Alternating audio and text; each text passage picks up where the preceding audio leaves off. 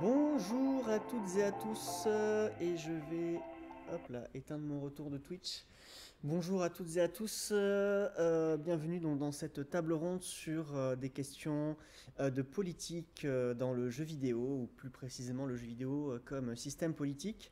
J'avais appelé ça aliénation et perspective utopique dans le jeu vidéo, car nous allons discuter donc avec Sébastien Morin, ici présent, qui a fait donc un mémoire en philosophie sur justement le jeu vidéo comme système politique, et plus précisément, enfin je vais peut-être dire, enfin après tu préciseras, mais comme système d'aliénation au capitalisme. Euh, Plus largement, est-ce qu'on m'entend déjà? Est-ce qu'on est sûr qu'on Oui, m'entend? oui, on t'entend, on C'est t'entend. bon? Ouais. Donc plus précisément, le titre que j'avais donné, vu que c'était un mémoire de philosophie, il fallait que ça ressemble un petit peu à un titre écrit par un philosophe allemand. Donc c'était le conditionnement idéologique par le dispositif vidéoludique. Gros truc. Voilà. Et donc pour le dire plus simplement, c'est la manière dont le jeu vidéo peut produire un discours politique, quelles sont les spécificités de ces modes de représentation, qu'est-ce qui fait que le jeu vidéo dit des choses de l'ordre du politique que le cinéma par exemple ne pourrait pas dire. On va commencer à jaser un peu. Peut-être que je vais même venir sur le canapé du coup. Je reviendrai à la régie si on doit passer des extraits vidéo. Tac. Voilà. C'est un peu triste d'avoir tout seul sur un canapé. C'est un peu formel quoi. C'est... Là c'est bon, c'est plus convivial. Euh, Par où commencer? Déjà, ce qu'on se disait, c'est avant de rentrer dans le détail des questions politiques ou idéologiques dans le jeu vidéo, déjà on pouvait se demander ouais, qu'est-ce qu'un jeu vidéo et selon quel référent? Surtout voilà, quelles sont les définitions sur lesquelles on part, parce que ce qui est très compliqué quand on essaie de définir le jeu vidéo, et on en a beaucoup parlé pour préparer cet entretien, c'est que... Ah, est-ce qu'il y aurait quelqu'un qui arrive? Et j'ai jamais géré de live Twitch. Non, c'est bon, il n'y a personne? Non, mais c'est parce que comme j'avais le micro et que t'es partout, enfin t'es parti. Ouais, en fait, on se demandait si c'était Célia qui s'était trompée de porte. En fait, non, c'était un vieux monsieur qui cherchait la séance de cinéma qui se trouve juste à côté. Voilà, c'était un petit faux espoir. Du coup, tu avais continué à parler? Pas du tout. Non, non, je suis resté comme un débile avec le micro à me demander ce qu'il fallait que je fasse. Donc, merci d'être venu. On était parti voilà, sur quand même essayer d'avoir un point de départ pour savoir un petit peu de quoi il est question dans tout ça. Parce que bon, politique, ça peut vouloir dire beaucoup de choses, et jeux vidéo aussi. Et si on commence juste sur le jeu vidéo, alors je sais pas exactement à qui on parle et si c'est une référence qui est très très connue en dehors de la recherche académique sur le jeu vidéo. Mais le plus connu par rapport à ça, du moins dans ceux que j'ai lus, c'était Mathieu Triclot. Et je ne sais pas si le chat peut nous dire s'ils connaissent Mathieu Triclot. Ou si toi-même tu peux me dire si tu... Il n'y a que Jean-Luc ou il y a du monde encore à côté? Bah, pour le moment, c'est assez calme. Alors, ouais, non, a priori, il n'y a que Jean-Luc. Ok. Alors, à savoir, c'est que voilà, là on est en direct de la médiathèque André Labarre-Rapeau qui nous prête gentiment la salle interlude. Pour le moment, voilà, il y a surtout Jean-Luc, peut-être qu'il y aura d'autres mondes. Moi j'ai fait de la com de toute façon sur l'Instagram résidence.access. Allez suivre cet Instagram, c'est la résidence Instagram sur laquelle je publie actuellement et jusqu'à demain. Mais du coup, vous pourrez retrouver cette conférence du coup en VOD après sur YouTube. Donc, il n'y a pas de stress à ce niveau-là. Si on n'est que quelques-uns, c'est très bien. D'autant qu'on aura plus le temps de répondre aux questions si on en a. Très bien. Et oui, je connais Mathieu Triclot. Voilà, bon, non, parce que c'est ça qui me fait bizarre, c'est que comme je suis pas habitué au dispositif, je sais pas trop parler à un écran avec du texte qui apparaît pas forcément spontanément. Mais donc, Mathieu Triclot, donc auteur d'un bouquin qui s'appelle La philosophie des jeux vidéo, qui est surtout connu notamment pour son introduction où il imagine un dialogue entre Socrate et Super Mario dans lequel Socrate, donc personnage principal de la plupart des dialogues de Platon, qui s'amuse à questionner des experts sur un sujet pour leur montrer à travers ces questions qu'en fait ils ne maîtrisent absolument pas leur sujet. Socrate va questionner Mario sur ce qu'est un jeu vidéo, et bien évidemment Mario est persuadé de savoir très précisément ce que c'est, mais Socrate, en le cuisinant, va lui montrer qu'il y a énormément d'ambiguïté sur la définition qu'on peut en donner. Typiquement, de mémoire, il me semble que Mario commence par définir le jeu vidéo comme un médium audiovisuel, comme le cinéma, sauf que contrairement au cinéma, on interagit avec. Bon, le problème, c'est que si on le pose comme quelque chose de strictement audiovisuel, ça veut dire qu'il est défini entre autres par son interface graphique. Or, tous les jeux vidéo n'ont pas forcément d'interface graphique. Il y a la question du but qu'on a quand on joue à un jeu vidéo. Normalement, on joue pour gagner. Oui, mais qu'est-ce qu'on fait des jeux narratifs ? On se parlait à l'instant aussi donc de ce que tu appelles des toy games ou... Ouais, les jouets. Voilà. Oui, parce qu'en fait, on a aussi une catégorie de jeux qu'on appelle les toys, c'est-à-dire les jouets, dont Townscaper. À chaque fois, je crois que c'est Townscaper, quelque chose comme ça. À chaque fois, je me trompe de nom, mais ça ressemble à ça. C'est un jeu où en fait, on a une espèce de grille sur la mer et on peut rajouter comme des cubes. Sauf que la grille n'est pas droite, c'est un quadrillage qui n'est pas carré, c'est-à-dire que ça fait un peu des vagues aussi. Et en fait, donc le premier étage, c'est toujours de la terrasse. Et puis après, ça fait des maisons et on peut faire des immeubles comme ça. Et on a un algorithme qui va adapter justement les constructions en fonction de où est-ce qu'on place nos cubes. Ça va faire des arches, des fenêtres, des portes, des grandes portes. Voilà, et on peut faire comme ça tout un village sur l'eau, un peu Venise. Mais voilà, il n'y a pas de but, il n'y a pas d'histoire. Il y a juste nous et un algorithme pour créer des choses. Voilà, parce que c'est ça qui est intéressant du coup, c'est qu'il n'y a pas de condition de défaite, il n'y a pas de condition de victoire, il y a juste le plaisir de produire des choses au fur et à mesure. Donc c'est un jeu qui n'a pas de but et qui pourtant a priori est considéré comme un jeu vidéo. Un autre exemple... On peut trouver un but quand même. On peut trouver un but à Townscaper. Mais alors ça c'est vraiment pour les gens, pour les chasseurs de trophées. Il y a des succès de trophées. Ah d'accord. Donc il y a comme des mini-objectifs. Ah oui, donc c'est vraiment distribué comme un jeu vidéo. Alors s'il y a des c'est succès, distribué comme un jeu vidéo, mais ou... Mais voilà, tout le monde n'est pas forcément attentif au succès quand il joue. Et voilà, c'est des petits défis. Les succès, c'est une sorte de système de récompense quand on joue à un jeu qui valide le fait d'avoir accompli telle action dans le jeu. Et des fois, on a des succès d'ailleurs qui peuvent être un peu durs, voire absurdément durs pour créer un peu de challenge. Et en fait, ça permet aussi d'étirer un peu la durée du jeu pour les gens vraiment qui veulent avoir comme des objectifs supplémentaires. Alors, dans Townscaper, c'est vraiment des objectifs. Par exemple, c'est faire un phare, à un moment donné, il y a un objectif, c'est faire voler des maisons, des trucs comme ça, donc des petites choses qu'on peut trouver par soi-même, mais bon. Après, ce que tu es en train de décrire là, c'est des objectifs qui me paraîtraient plutôt relever de quelque chose en dehors du jeu. Parce que ça va s'inscrire dans le profil de ta partie ou ton profil de joueur sur la plateforme où tu joues. Et ça va peut-être aussi avoir été mis en place pour encourager à explorer toutes les mécaniques qui sont possibles, sans pour autant réellement débloquer quelque chose ou faire une espèce de hiérarchie entre les joueurs qui seraient capables de faire un phare et les joueurs qui n'en seraient pas capables, puisqu'il ne doit pas y avoir de conditions particulières de ressources ou de... Voilà. Et l'autre exemple que j'avais trouvé pour mettre l'idée selon laquelle il est très difficile de définir le jeu vidéo, de vraiment le circonscrire comme ça, surtout si tu inclus du coup ce que tu es en train de décrire, c'est que moi dans le travail que je fais par ailleurs, je travaille dans une association de réinsertion tout public où en gros je suis censé apprendre l'informatique à toutes les personnes qu'on a, et comme c'est de la réinsertion tout public, on a des profils qui sont très divers avec des difficultés qui peuvent être très diverses aussi, et le plus compliqué c'est de les amener à l'informatique. Donc la solution que j'avais trouvée, c'était de jouer avec Stable Diffusion, qui est une intelligence artificielle qui permet de générer automatiquement des images à partir de texte. Et sur Stable Diffusion, il y a un truc en particulier qui s'appelle Dreambooth, qui permet d'entraîner l'algorithme avec des portraits qu'on a fait d'une personne, ou d'un chat, ou d'un chien, ou probablement d'un objet, mais en tout cas c'est plutôt avec des humains que je me suis entraîné. Et du coup, je prends des portraits des résidents qui sont volontaires, donc dans ma structure, et on entraîne l'algorithme avec, et puis après, on génère plein de portraits, et on essaie de faire des trucs, des thématiques, des mini-expositions d'images en 512 par 512. Bon, il me semble que l'approche qu'on a de Stable Diffusion relève de l'approche qu'on pourrait avoir du jeu que tu as cité. C'est-à-dire,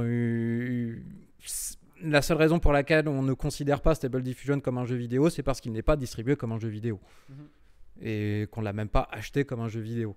Donc tout ça pour dire que quand on essaie de définir le jeu vidéo, c'est extrêmement compliqué du fait que ce soit un médium qui soit extrêmement divers, qui ait énormément évolué depuis qu'il a commencé à exister. De mémoire, c'est dans les années 60-70, le Space War et Tennis for Two, qui sont considérés vraiment comme les tout premiers jeux vidéo qui ont été faits et qui concrètement étaient des jeux qui étaient faits pendant la pause café sur les ordinateurs qui servaient à calculer la trajectoire des missiles, quoi. Évidemment que de ces trucs-là en quelques pixels à aujourd'hui, avec toute la diversité non seulement d'approches du game design qui ont pu advenir, mais aussi de plateformes et de contrôle qu'on peut avoir sur le jeu vidéo, c'est extrêmement difficile de trouver une définition qui permette de faire absolument tout rentrer dans une seule et unique notion. Donc déjà, on peut partir de cet aspect-là, le fait que jeu vidéo pose comme première difficulté d'être plutôt un concept d'ordre marketing qui va définir la distribution de certains logiciels. Sauf que ça ne nous intéresse pas par rapport à la discussion qu'on a l'intention d'avoir, ou alors ça peut nous intéresser, mais de manière un petit peu plus périphérique. La définition qui me paraissait la plus pertinente sur ce qui nous intéresse en particulier, c'est le fait que le jeu vidéo ne se distingue pas seulement du cinéma en termes de médium, il se distingue aussi du jeu au sens traditionnel du terme, du jeu de plateau typiquement, il se distingue des jeux de cartes, il se distingue du Monopoly, il se distingue de tous ces types de jeux. Il me semble que ce qui va vraiment le caractériser par rapport à ce type de jeu, c'est le fait d'en passer par une machine de calcul. Et donc si tu fais passer ton jeu par une machine de calcul, ça veut dire que les règles avec lesquelles tu vas jouer, c'est pas des règles que tu auras lues dans la notice et que tu vas conventionnellement appliquer avec les autres joueurs qui les auront à peu près aussi bien compris que toi, et donc que tu peux renégocier au cours de la partie. Ce sont des règles qui sont imposées par l'algorithme qui te permet de jouer au jeu.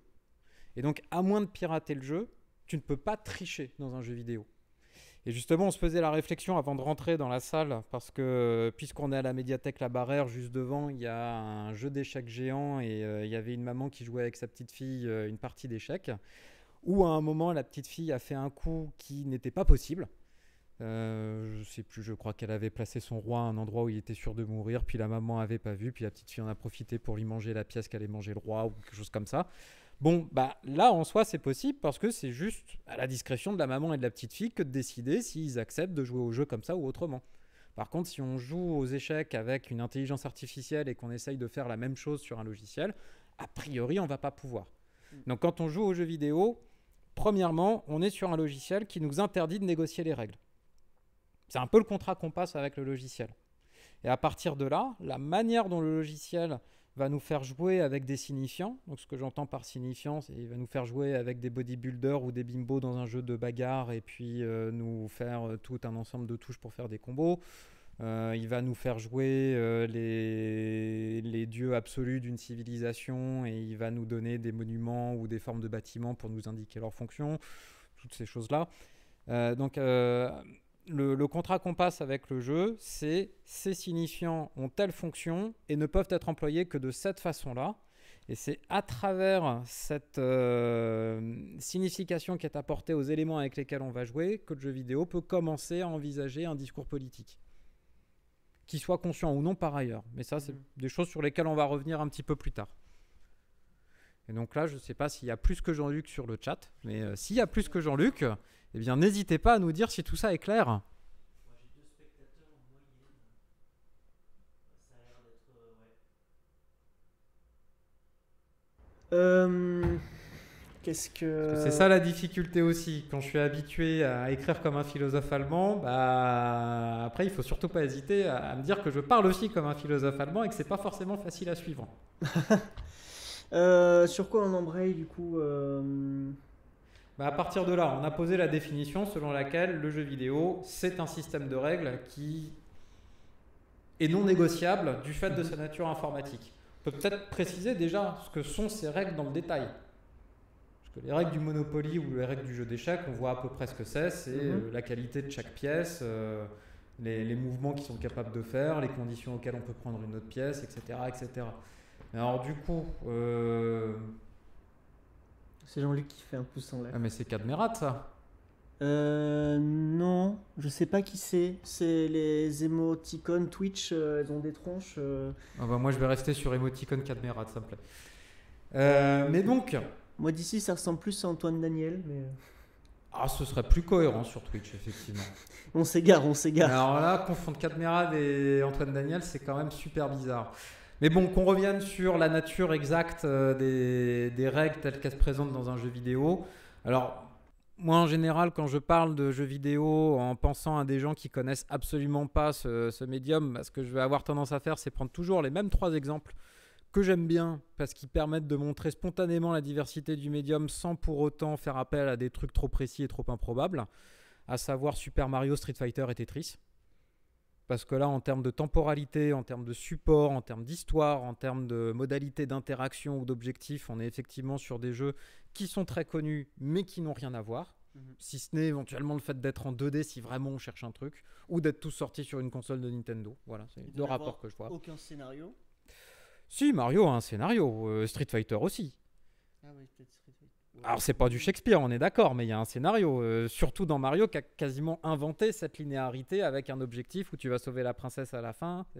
C'est vraiment le truc le plus simple possible. Oui, c'est pas Last of Us, c'est pas le premier BioShock, c'est pas. Enfin mais bon, l'histoire que je me raconte dans Mario 64, c'est pas le scénario de Mario 64, quoi. Ah bah ça c'est quelque chose qu'on pourra peut-être aborder après parce qu'effectivement il y a toujours la différence entre ce que les développeurs veulent te faire faire et te faire comprendre et ce que toi tu vas comprendre que les développeurs l'aient vraiment envisagé ou non effectivement. Mais donc si on prend simplement les règles dans Super Mario, donc on prend le Super Mario Bros sur NES quoi, le truc de base. Concrètement ça va effectivement être les objectifs qui vont consister d'aller d'un point A à un point B sur une ligne droite. Mais ça va aussi être tout ce qui va concerner des choses que le joueur n'a pas besoin de connaître. À savoir, le joueur sait qu'en appuyant sur B, il va courir, mais il ne sait pas quelles sont les valeurs de vitesse qui correspondent à sa course. Il sait que quand il appuie sur A, il va sauter, mais il ne comprend pas le fonctionnement de la gravité dans son détail informatique. Il ne connaît pas toutes les valeurs qu'il y a là-dedans. Il va juste intuitivement utiliser ces trucs-là, parce qu'il n'a pas besoin de comprendre le détail. Tout ce qu'il a besoin de faire, c'est de jouer avec les interactions et de continuer sa partie. Et donc c'est aussi ça l'intérêt que peut présenter le jeu vidéo dans le rapport qu'on va avoir aux règles. C'est qu'on n'a pas besoin de passer toute une journée déjà à les potasser pour comprendre comment ça fonctionne. Il me semble que les jeux stratégie plateau sont extrêmement compliqués. Moi je ne pratique pas, mais il me semble qu'on peut passer beaucoup de temps à connaître chacune des valeurs, des attaques, les probabilités avec les jets de dés et tout ça. Dans un jeu vidéo, on n'en a pas besoin. On lance le jeu et puis spontanément on peut lancer la partie et qu'on comprenne tout le détail ou pas, ça ne change rien. Et éventuellement comprendre tout le détail, ça va plutôt être sur la partie, on va essayer de tricher avec le jeu, de voir éventuellement les failles qu'il y aura avec les règles, mais ça c'est quelque chose qu'on va peut-être aborder un peu plus tard. Ce qu'on pourrait faire pour embrayer, ce qui serait peut-être cohérent, parce que là on a défini le cœur de ce qui nous intéresse dans le jeu vidéo. Ouais. Maintenant ça pourrait être intéressant d'expliquer en quoi c'est politique tout ça. Mais moi en fait, Alors, je te laisse, parce que j'ai plein de choses à dire par rapport à ça, mais il ne faut pas que je parle tout le temps. Mais en fait, moi, si, là, du coup, en attendant Célia, moi, je ne suis que là, je ne suis là que pour relancer et pour. Mais moi, il y a un exemple que j'aime bien et qui me tarde d'évoquer, c'est celui des jeux de gestion, de gestion. Notamment des jeux comme SimCity, Two Point Campus, Two Point je sais pas quoi. Enfin, même si c'est plus parodique quand même, Two Point.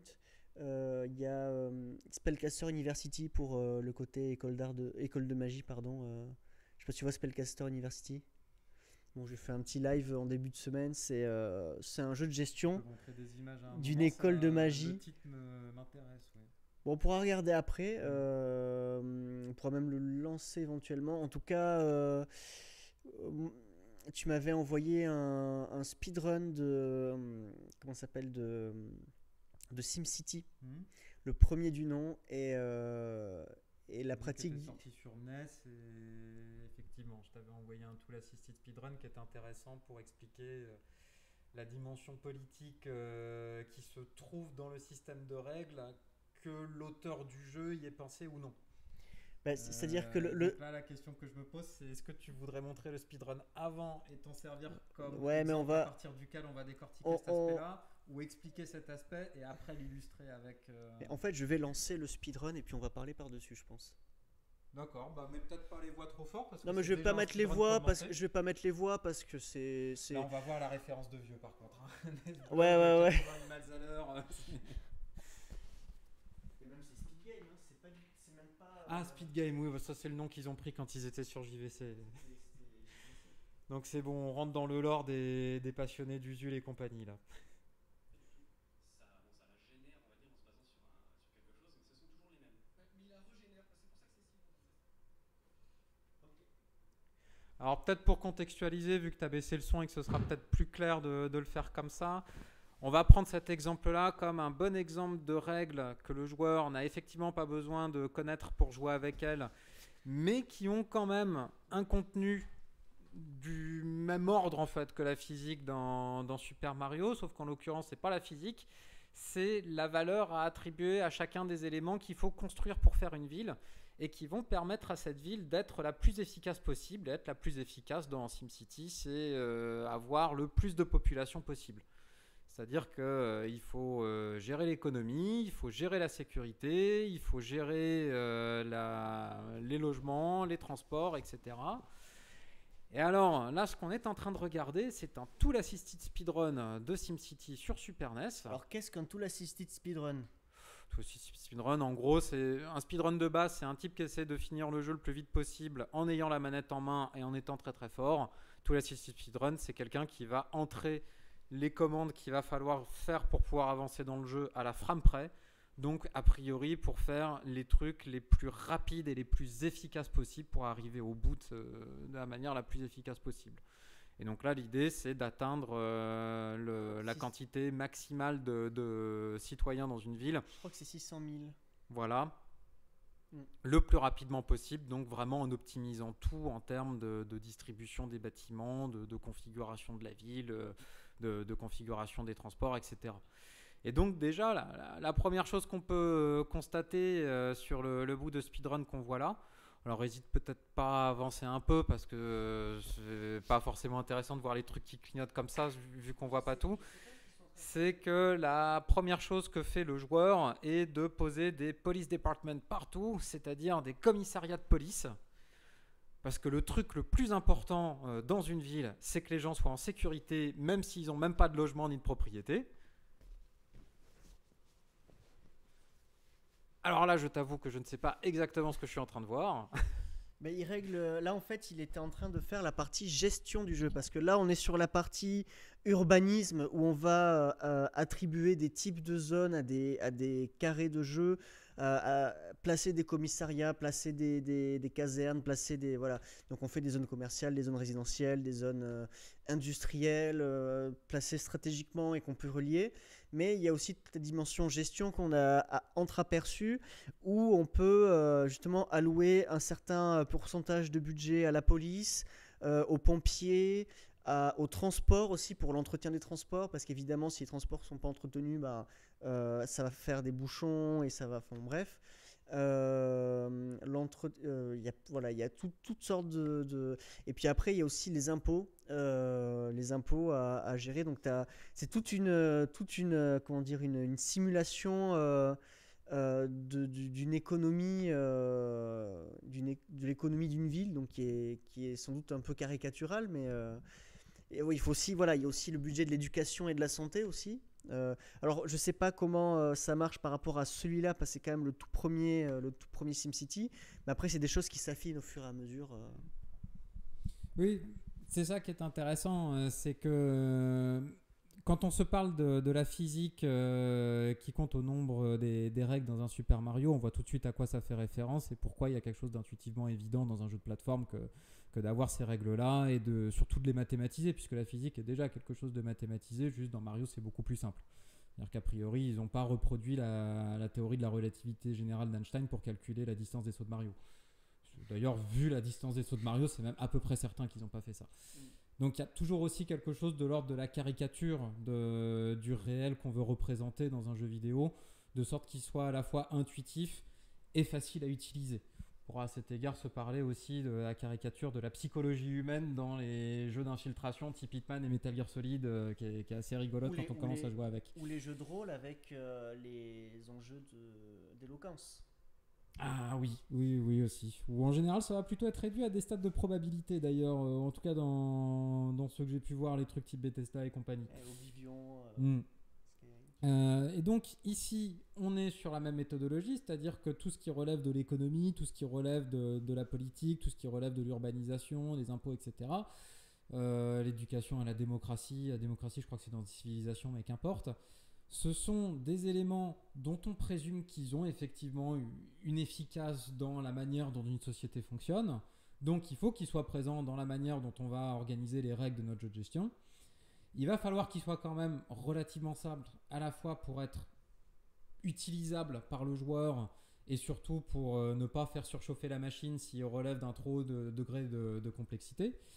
Et il va falloir donc qu'on utilise tout ça comme des données mathématiques pour pouvoir simuler le fonctionnement d'une ville telle qu'elle devrait réellement fonctionner et imiter ça de manière à peu près crédible. Et donc là, la crédibilité qu'on va avoir dans ce SimCity, l'efficacité d'une ville qui va permettre d'attirer plein de gens et d'avoir a priori les meilleures conditions de vie possibles, bah ça va être de se retrouver avec une ville où les quartiers résidentiels ont quelque chose comme un commissariat toutes les 3 rues, parce que ça doit être des gens qui sont très violents ou très paranoïaques ou les deux. L'un n'empêche pas l'autre en général. Et surtout d'avoir, là si je me trompe pas, oui les trucs jaunes ce sont des usines. Donc d'avoir toute une ceinture industrielle avec ces magnifiques vapeurs qui émanent des cheminées pour être sûr qu'il y ait une grande activité économique tout partout. Donc d'avoir une espèce... Concrètement, moi ce que je vois là, c'est une ville en Sibérie soviétique. Voilà. En fait, si je t'avais parlé de cet exemple-là, c'est parce qu'à l'époque où j'avais fait mes recherches et où j'avais dû présenter... mon projet de mémoire en début d'année, j'en avais parlé à des profs qui peut-être avaient joué à l'époque où eux-mêmes étaient en train de faire leurs études mais qui n'avaient plus du tout le temps de le faire à ce moment-là, puis c'était un peu moins leur génération que la nôtre. Et donc quand je leur avais décrit un petit peu tout ça, justement pour leur expliquer ce que j'entendais par la politique dans les règles du jeu, il y a un prof qui avait réagi en disant « Waouh, Sarkozy, the video game !» Surtout sur les commissariats, je pense. Et donc voilà, ce qui est intéressant, c'est qu'on peut envisager quelque chose de raisonnablement cohérent au niveau de l'interaction que toutes les statistiques vont avoir à produire une interaction donc, entre l'activité économique qui va dépendre des usines, les zones commerciales, il faut qu'il y ait des réseaux de transport, il faut qu'il y ait des avions, la sécurité égale commissariat, c'est plutôt dans le domestique qu'il y a des problèmes, donc ce sera à côté des maisons. On peut imaginer comment, à froid, quelqu'un aurait pu produire ce système de règles de manière assez neutre dans sa façon de l'appréhender, en fait. Ou en tout cas, en se racontant à lui-même qu'il le fait d'une manière assez neutre. Le fait est qu'on ne peut pas non plus s'empêcher de se demander s'il n'y a pas quelque chose de l'ordre d'un message qui ressort de la conclusion de tout ça. Surtout que vu que ce qui est au cœur du dispositif, c'est vraiment la dimension gestion-économie, ça fait que la question, par exemple, politique, par exemple, de sa légitimité au pouvoir, elle n'est régie que par la question de la rentabilité. C'est-à-dire que on va rester au pouvoir de la ville tant que notre ville est rentable, c'est-à-dire que tant qu'on ne fait pas un déficit supérieur à je ne sais combien. C'est vrai, il n'y a pas un système de propagande et de manipulation des médias. Il n'y a pas de système de propagande, il n'y a pas... Mais surtout, il n'y a pas de système d'élection démocratique, c'est-à-dire qu'on va pas, on ne va pas mériter la gestion de la ville en proposant un programme. En disant par exemple, voilà, moi je vais proposer plutôt d'axer sur l'éducation, sur la santé. Mais non, là c'est vraiment, on est au pouvoir, peu importe les raisons, on est au pouvoir. Et en fait, la seule chose qui va faire qu'on va être destitué, c'est le fait de faire faillite à la ville. Et là, par contre, on change de... Donc au final, c'est comme si on était... c'est comme si la seule... comment dire, l'entité qui venait justifier notre pouvoir, c'était le grand capital, ou je sais pas comment on pourrait l'appeler, mais c'est le marché en fait qui est le... peux l'interpréter comme ça. Moi, je pense que dans la façon dont le jeu a été fait, le plus simple, c'est simplement de considérer que si c'est pas toi qui es au pouvoir, ça va être un petit peu compliqué de gérer ta ville. Et comme c'est le principe du jeu, bah voilà. Donc, quoi qu'il arrive, il faut que tu sois au pouvoir. S'il n'y a pas d'élection démocratique, oh putain, j'ai dit ça. Bon, on en reparlera peut-être après. En tout cas, s'il n'y a pas d'élection, s'il n'y a pas de suffrage universel pour pouvoir définir qui a le pouvoir, bah, c'est peut-être aussi parce que gérer la diversité des opinions qui peuvent s'exprimer à travers tout ça, plus toutes les campagnes de chacun des candidats qui pourraient se présenter, bah, c'est rajouter un système qui peut être d'une complexité absolument monstrueuse, tant à savoir jouer pour le joueur qu'à programmer au départ pour ceux qui développent le jeu. Et puis, s'il n'y a que la dimension capitale qui fait que tu peux être destitué à un moment, bah, c'est peut-être parce qu'il faut simplement avoir une condition de défaite. Par contre, dire ça, si je dis ça, c'est pour bien dire que là, je ne suis absolument pas en train de dire que SimCity puisse relever d'une forme d'organe de propagande qui intentionnellement essaierait de nous faire intérioriser ces règles. C'est évidemment pas le cas. Par contre, effectivement, c'est un jeu qui advient dans un contexte où il y a une certaine normalité à considérer des corrélations entre l'économie et une telle forme d'urbanisation, à considérer certaines priorités pour qu'une société puisse fonctionner. La statistique de démocratie dans Civilisation me paraît extrêmement intéressante par rapport à ça, ne serait-ce qu'en termes de définition, parce que c'est quand même une des notions de philosophie politique les plus difficiles à définir de la démocratie. Mais donc toutes ces simplifications ou tous ces concepts tels qu'ils vont ensuite être informatisés et traduits en mécanique de gameplay me semblent simplement relever de ce que les jeux sont des produits d'une époque avec certaines images, avec certaines conceptions du réel qui vont essayer de retranscrire dans un jeu sans forcément avoir de grandes intentions politiques. Et ça, c'est une distinction qu'on peut faire aussi entre des jeux qui ont l'intention de produire un discours politique de manière très claire et des jeux qui, plus ou moins malgré eux, le font, soit parce que leur signifiant s'y prête, soit parce que leur système de règles ou ce à quoi ce système de règles invite peut refléter certaines tendances de leur époque. Est-ce que j'irai pas nous chercher juste le passage de... Comment dire, la petite revue du joueur du grenier sur Geopolitical Simulator. Si tu as un passage précis pour illustrer, vas-y. Oui. Bah c'est une partie de vidéo dans une vidéo, je crois, plus globale sur les simulations, donc je crois que ça va assez vite. Et ce que je trouve intéressant avec ce jeu-là, c'est que on voit la difficulté en fait de créer un jeu. Je crois même que le jeu auquel il joue dans la vidéo de joueur du grenier, je crois que c'est déjà même le jeu patché parce que c'est tellement absurde d'imaginer simuler le politique, la vie politique que... c'est pas celui où il fait moi président et c'est une espèce de conseiller de campagne de François Hollande ou... Non, alors après il a fait des let's play dessus, je crois, mais... Bonjour. Et bonjour.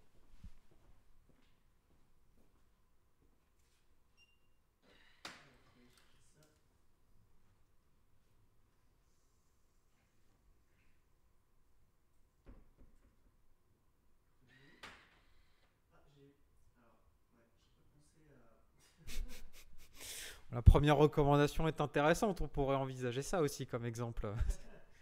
C'est-à-dire comment on arrive à faire un discours cohérent sur la Bible dans un jeu vidéo. C'est une question d'approche.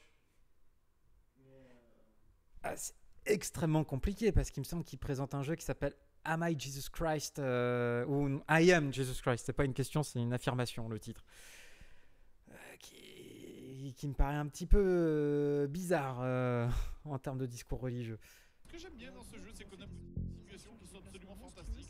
Alors, Maintenant, avec tous les patchs qui sont sortis, le jeu est quand même un peu plus jouable qu'avant, puisque dans mes premières parties, j'avais été chassé du pouvoir, par exemple. Ah, parce que pardon. Et ça, c'est typiquement ce qu'on découvre après. Encore le speedrun qui tourne. Alors on va remettre ça.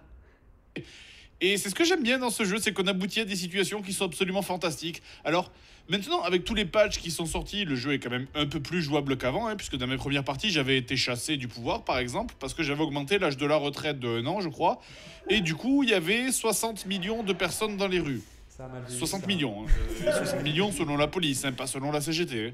Ce qui est pas mal, hein, vous avouerez, parce que ça veut dire que tout le monde était dans la rue en train de manifester, hein. Les vieux dans le coma, les enfants dans les écoles, les bébés qui venaient juste de naître, tout le monde était dans la rue en train de manifester. Ce qui est bien dans ce jeu, c'est que tu peux jouer et diriger ton pays un peu avec la politique que tu veux. Hein. Tu peux faire comme DSK. Hein. Ça va pas, non? Vicieux! Ça tire! Tu peux faire comme Bayrou. Il n'y a pas que des SK. Oui, là l'écran est éteint. Tu peux faire comme George W. Bush. Là, j'ai envahi l'Andorre parce que j'ai donné les preuves à l'ONU que l'Andorre représentait un danger pour la sécurité internationale. Donc, le jeu a été fait en 2010, c'est pour ça qu'on commence avec un Sarkozy à 50% de popularité, ce qui est déjà quelque part un bug en soi. Et nous voilà aux commandes de la France qui possède un chômage élevé et un fort déficit. Et là, je sais pas si c'est un bug du jeu ou si c'est extrêmement réaliste, mais en gros... Dès que je fais le moindre truc, il y a des manifs partout. Il y a des voitures qui brûlent dans toutes les villes, le pays entier est en grève et la presse entière me vomit dessus. Le but de ce jeu, c'est simplement de bien gérer son pays. Hein. Le budget, le déficit, le chômage, les relations internationales. Et toujours de maintenir sa cote de popularité le plus haut possible, ce qui est quasiment impossible puisque la moindre action entraîne des conséquences complètement disproportionnées. Je veux dire, je prends une décision à 2h du matin, à 3h, il y a 800 000 personnes dans les rues. Comment ils font ça ? Et là, de toute façon, j'ai dit aux camarades, moi je n'ai rien à branler parce que... Le lave signal. La grève m'appelle. Une autre partie importante de ce jeu, c'est de gérer son agenda de rendez-vous. C'est d'ailleurs une partie amusante du jeu, puisque dans ce jeu, en fait, vous pouvez rencontrer tout le monde, les responsables syndicaux, les ministres, les personnalités du showbiz, etc. Alors, je sais plus comment il avait... ça vous donne plusieurs options de dialogue, genre les... Oui. Phase, c'est bien connu. Oh putain, quoi, je suis en phase avec Belzébuth, quoi. Je dois vraiment jouer comme une merde. La France est dans une phase difficile. Mais grâce à l'aide de Satan, nous pourrons franchir cette étape. Is tranquille, puis après tu vas au salon de l'agriculture pour visiter, tranquille, tu parles aux gens, tranquille, tu te fais empaler par un taureau, tranquille. What? Nicolas Sarkozy, salon de l'agriculture de Poitiers, astronaute qui crie mort aux vaches. Et je meurs, encorné par un taureau? Quoi? Voilà, c'était... Va savoir si ce stream va pas nous porter malheur, puisque Macron est censé visiter le salon de l'agriculture en ce moment. Ou bonheur. Non, est-ce qu'on est censé souhaiter la mort des gens? Ça, on en parlera au café après. Il y a des choses que je me permettrai pas de dire publiquement. Voilà, et donc ce qui te paraissait intéressant, c'est toi qui as montré l'écran. Ce que je trouvais intéressant, c'était que, en plus, je crois qu'il y avait eu un délire, ou même sur la suite, l'équipe s'était barrée, je sais pas quoi, enfin... Mais et donc là, ce qu'il dit à un autre moment, JDG en Twitch, après JDG c'est pas quelqu'un que j'aime beaucoup, mais c'est quand même quelqu'un qui parle de jeux vidéo depuis longtemps sur YouTube et qui, par son côté un peu ironique, un peu au monde des jeux de merde, du coup il soulève quand même des points intéressants par moment, dont là l'absurdité de vouloir imiter un système politique. Mais voilà, ce qu'il rappelait, c'est que le jeu Vanilla, comme on dit, le jeu de base, il est injouable. Tu fais le moindre truc, c'est fini, quoi. C'est du coup ce qui est pas très réaliste en fait, parce que là on voit bien ce qui se passe en ce moment. Et puis d'autant que par exemple, la complexité que ça peut représenter de faire une simulation qui soit globalement cohérente, indépendamment de son réalisme par ailleurs, dès qu'on commence à considérer des trucs qui sont extrêmement mal faits et complètement incohérents dans tous les sens. Et oui, et surtout que là, il augmente l'âge de la retraite comme ça, comme un petit curseur. Mais en soi, ça se passe pas comme ça dans la vraie vie. Là, par exemple, tout ce qui ne peut pas exister dans le jeu, mais en même temps, ce serait un travail colossal à simuler, quoi. Mais il faudrait simuler les... C'est ça qui est intéressant avec ces systèmes de jeu aussi. Il faudrait simuler... des travaux colossaux. Il faudrait simuler, ne serait-ce qu'en fonction de l'influence du coup, des élections de l'Assemblée nationale, pour savoir est-ce qu'on a la majorité ou pas, parce qu'il y aurait du coup tout le travail institutionnel déjà, là, il y a quand même un truc de qui on prend comme ministre qui a une influence aussi sur pas mal de choses. Mais il y a le gouvernement, mais il y a l'Assemblée nationale, il y a le Sénat, et puis du coup, les lois, il faut les défendre, il y a quand même, même si on est habitué quand même à un passage en force de manière générale depuis quelques années, il y a quand même tout un logiciel institutionnel qui qui est quand même assez, pas méandreux, mais qui est assez... Et puis là, ce qui va être simulé aussi, c'est surtout toute la réponse de la rue, des syndicats, mais qui, pareil, qui est complètement absurde, quoi. Enfin, mais qui dit peut-être quelque chose de la façon dont les personnes qui ont programmé le jeu considèrent le champ politique français, la population française. Alors après, je ne connais pas tout le détail, parce que si ça s'appelle Geopolitical Simulator, peut-être choisir un autre pays que la France, hein, mais voilà, il y a peut-être quelque chose de l'ordre du cliché. Là, Joueur du Grenier a quand même balancé des gros clichés de l'époque qui ont une résonance qui est assez rigolote d'ailleurs, je trouve, pour maintenant. Mais ça dit peut-être quelque chose des clichés que ces personnes peuvent se faire par rapport à tout ça. Et donc la manière dont ces clichés vont s'incarner dans leur système de règles et dans les corrélations qui vont être faites entre toutes les actions, quoi. Ouais. Et puis c'est pas un simulateur de ZAD non plus. Hein. Ça, ce serait drôle, c'est un simulateur de ZAD. C'est-à-dire qu'on serait sur des logiques complètement différentes de juste la rentabilité économique, enfin je sais pas. Parce que là, l'intérêt de ce qu'on a dit jusque-là, du coup, c'est, si tu veux que je le reprenne, ouais. L'intérêt de ce qu'on a dit là, c'est surtout de bien se représenter ce qui relève des modalités spécifiques du jeu vidéo pour pouvoir organiser un discours.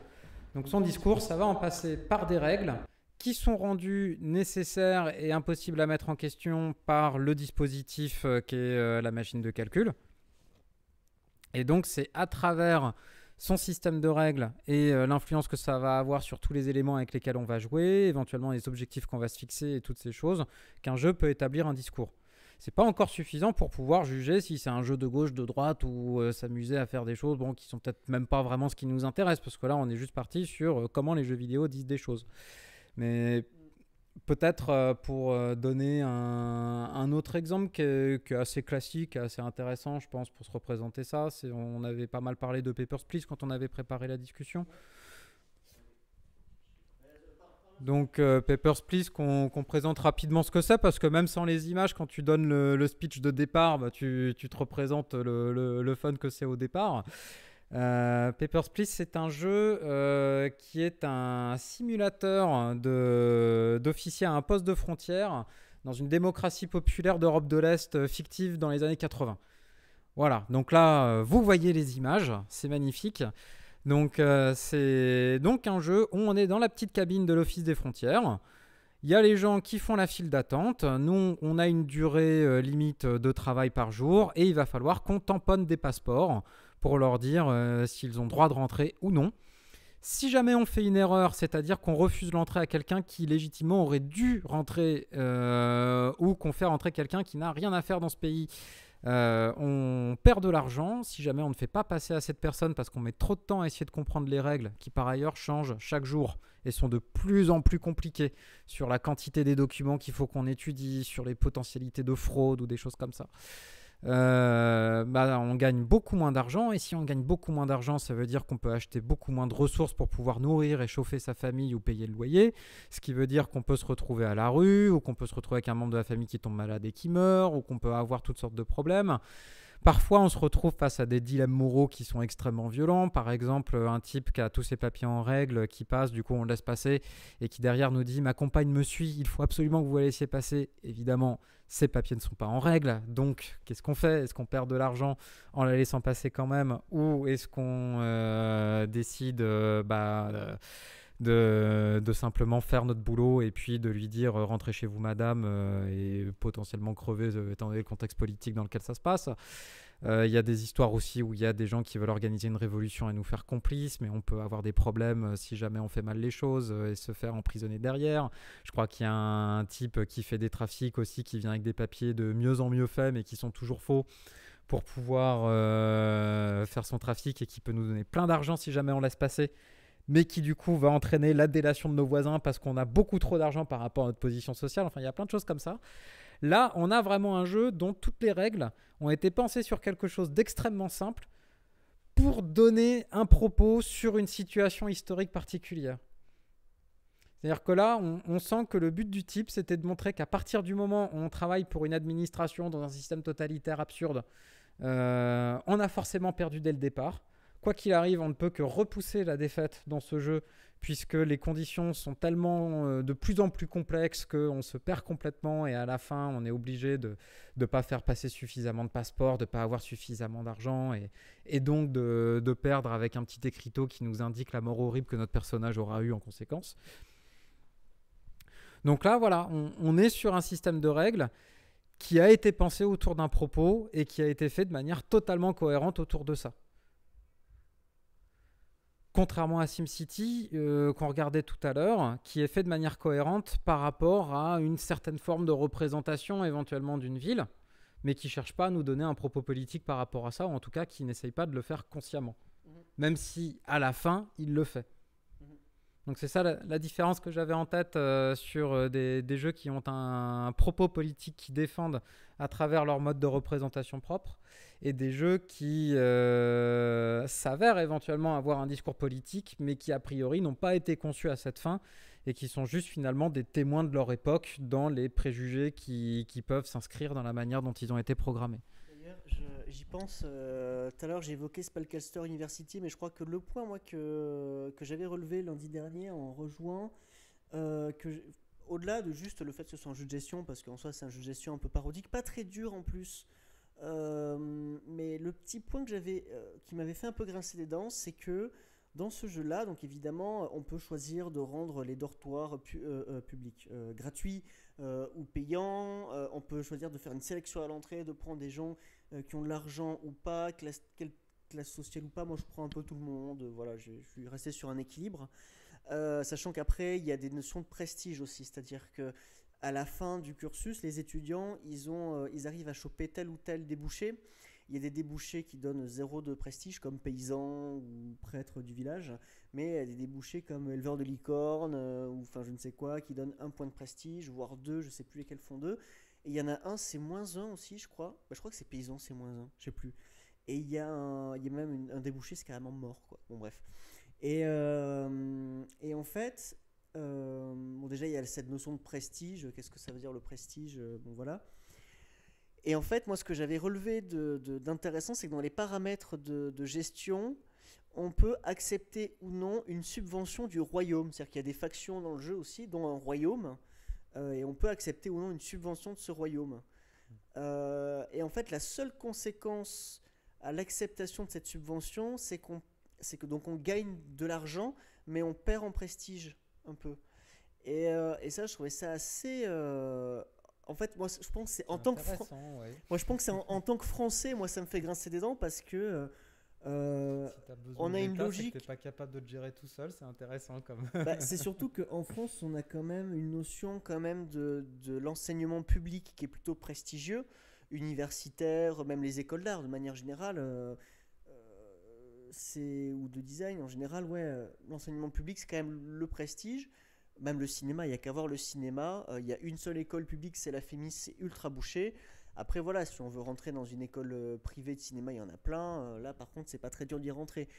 Peut-être que c'est un système de valorisation de l'enseignement, la valorisation pardon, de l'enseignement privé qui peut-être ressemble plus aux États-Unis. Non, mais il y a quelque chose de l'ordre du préjugé voilà. qui est inscrit dans les règles, dans la corrélation entre les éléments, ouais, effectivement. On est complètement là-dedans. Et donc, à partir de là, on pourrait peut-être... je crois qu'il n'y a pas encore de commentaires sur le chat, donc je ne sais pas trop si on pourrait simplement demander si tout ce qu'on est en train de raconter est clair déjà sur vraiment la base de la façon dont la politique peut être représentée dans un jeu vidéo. Sachant aussi qu'on prend le jeu de gestion à cette fin-là. C'est que le jeu de gestion a quelque chose d'assez évident par rapport à ça. Par contre, ce qui sera intéressant derrière, c'est qu'on commence à partir sur des choses qui sont moins évidentes. T'as l'impression que quoi? Bah oui, parce qu'il nous a mis son camarade qui fait un smiley, puis il est parti. Il n'a plus rien dit depuis. Non, mais il y aura des gens sur Après, voilà, c'est ça Twitch quand enfin, voilà, moi j'ai que 17 personnes qui me suivent, c'est un peu normal aussi de tourner dans le vide, mais ce sera en VOD, donc c'est pas... faut pas se focaliser. C'est le samedi après-midi, il fait beau.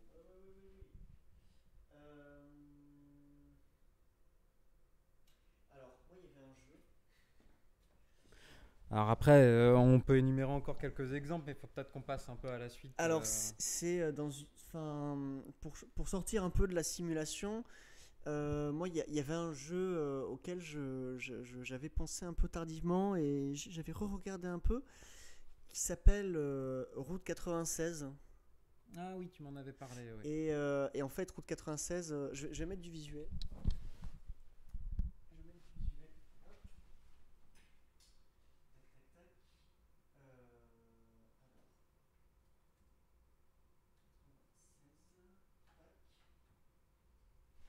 Ah, alors là, Jean-Luc nous a mis un smiley de quelqu'un qui porte un béret.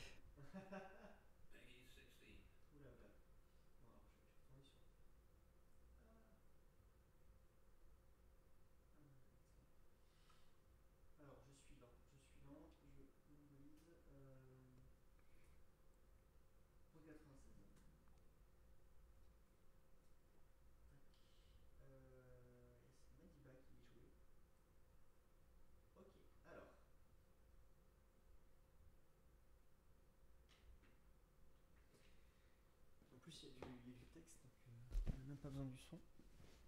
Alors dans ce jeu, comme vous pouvez le voir, donc on est à la première personne, et donc on incarne un jeune adolescent qui cherche à fuir le pays. Et donc pour fuir le pays, on a le choix de se déplacer soit en faisant de l'autostop. Donc là visiblement Madi a fait de l'autostop.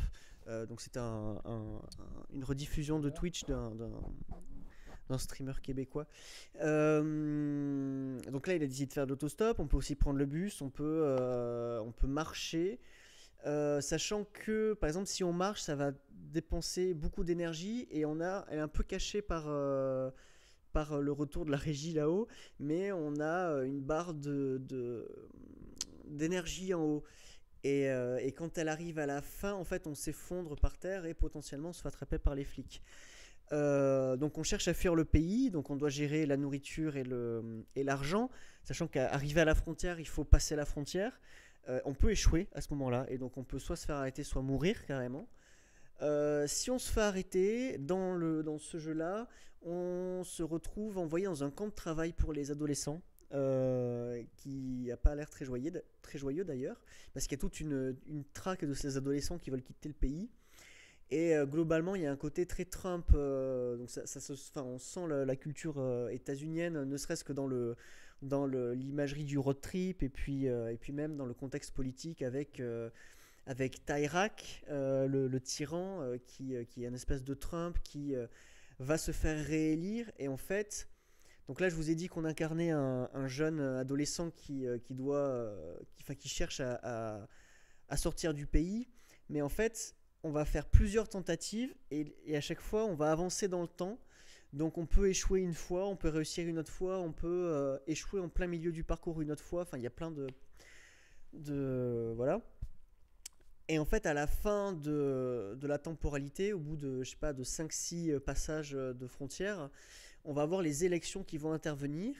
Et là, il va se passer, en fait, il va y avoir des fins alternatives en fonction de comment on a joué ces différents adolescents.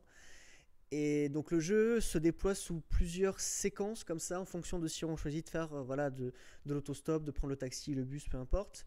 Là par exemple on rencontre Alex, qui est un jeune surdoué, qui a pris de la distance avec sa mère qui est flic, qu'on rencontre également dans d'autres séquences. La mère qui est flic, tous ces personnages sont connectés. En fait, on comprend leur connexion aussi au fur et à mesure. Mais par exemple, ce gamin, ce qui est intéressant, c'est qu'il travaille pour ce qu'on appelle les brigades noires. Donc en fait, c'est des groupuscules anarchistes qui, eux, sont pour une révolution totale, c'est-à-dire pour un passage en force, vraiment, et pas seulement dans les urnes. C'est-à-dire que donc ces brigades noires, on va les rencontrer, et donc on peut choisir de faire leur de les soutenir, les soutenir de telle ou telle manière, mais en tout cas de faire leur promotion, de les défendre, de les aider à agir. Donc ça va amener une fin. Je crois que je l'ai pas faite, celle des brigades noires. Il y a aussi une possibilité qui est d'inciter au vote. C'est-à-dire qu'il y a un candidat contre le président sortant qui veut se faire réélire, qui a priori serait une candidate socialiste, mais après ça c'est une lecture française. Donc on peut inciter à voter pour elle, alors qu'elle est très très loin dans les sondages, mais en fait petit à petit elle va gagner du terrain. Donc on a encore une autre fin à ce niveau-là. Et on peut choisir de s'en foutre complètement, de laisser faire les choses et de juste vouloir quitter le pays. Et là, à ce niveau-là, par contre, la fin, elle n'est pas très joyeuse. Donc en fait, il n'y a que 3 issues possibles au final, mais ça va vraiment être influencé par la manière dont on va jouer. Donc c'est des statistiques après qui font que voilà, ça va plus ou moins s'équilibrer. Mais voilà, donc c'est un jeu qui, par rapport à l'époque à laquelle... Alors, c'est un jeu qui se passe en 96, mais je trouve que le contexte rappelle vraiment l'Amérique de Donald Trump, quoi. D'accord. J'ai beaucoup parlé. Oui, bah après moi, tu m'avais parlé un petit peu de ce jeu-là que je connais pas et que du coup j'ai pas vu dans la semaine qui nous sépare de la discussion où tu m'en avais parlé. Par contre, ce que cela m'évoquerait par rapport à la discussion qu'on est en train d'avoir, c'est que le point où on en est, c'est donc déjà de bien définir comment un système de règles peut peut incarner certaines formes de préjugés sur la manière dont la société fonctionne et donc par conséquent relayer quelque chose qui ressemble à un discours politique. Voilà, ça c'est la façon dont le jeu vidéo va proprement établir un discours politique à travers ses propres modes de représentation. Le jeu que tu nous présentes du coup, c'est un jeu qui, contrairement au jeu de gestion qu'on énonçait tout à l'heure, est un jeu narratif où tu as un objectif qui est donné, qui est celui donc de quitter le pays. Oui. Et la seule chose qui va relever du choix du joueur, vraiment si on essaie de regarder simplement le squelette du jeu, indépendamment de tous les signifiants qu'il va envoyer ou de toute l'histoire qu'il va essayer de raconter derrière, le squelette du jeu, c'est juste t'enfuir du pays en t'impliquant plus ou moins dans les événements qui ont cours, quelles que soient les valeurs que tu pourrais par ailleurs projeter dessus. Oui, en fait, on a 3 inclinaisons possibles. C'est abstention totale de la vie politique et juste la fuite. Une inclinaison plutôt démocrate, donc le changement par le vote, la démocratie, l'implication, voilà. Et une inclinaison révolutionnaire. Pour moi, c'est ces 3 inclinaisons-là qu'on a. Par contre, on ne peut pas être un soutien actif à Tyrak, par contre. Hein, vraiment... Mais la raison pour laquelle je disais ça, c'est que du coup, c'est vraiment essayer de comprendre, là encore, le système de règles et pas simplement les éléments qui sont montrés. Tu vois, c'est juste montrer quelque chose dans un jeu ne suffit pas à faire que ton jeu aura un propos politique. Et d'ailleurs, on pourrait dire exactement la même chose du cinéma. C'est-à-dire que... je sais plus où est-ce que j'avais entendu ça dernièrement, mais si tu prends le cinéma qui met en valeur l'armée américaine dans des films d'action complètement débiles des années 80, je pense particulièrement à cette époque-là, et si tu prends le cinéma russe contemporain qui essaye d'avoir le même type de soft power, sauf que à ma connaissance il sort assez peu des frontières russes, on se retrouve exactement avec la même chose. Simplement, c'est pas le même drapeau, mais tu vois, et tu peux pas dire que l'un ou l'autre de ces cinémas défend une idéologie qui est complètement différente. C'est plus dans l'attitude dans laquelle ça va mettre le spectateur, ou au sens large le public, qu'on va trouver quelque chose de plus intéressant sur ce qu'on veut établir de l'aspect politique de l'œuvre. Donc c'est pour ça que j'essaye d'établir ce qu'est le squelette narratif de ce jeu-là, parce que le passage à la frontière. Tu vois, admettons que le jeu t'interdise de soutenir un autre candidat que le candidat de gauche. Alors ouais, est-ce que ça en ferait un jeu de gauche pour autant? Non, parce que je suis pas absolument certain. Bien sûr. Alors en fait, même s'il emploierait par ailleurs des signifiants de gauche. C'est vraiment dans la façon dont tu vas jouer avec ces règles qu'il va y avoir quelque chose de spécifiquement vidéoludique dans la manière de produire un discours. Alors pour moi, il y a 2 choses. Il y a déjà la dimension très narrative parce que c'est très linéaire.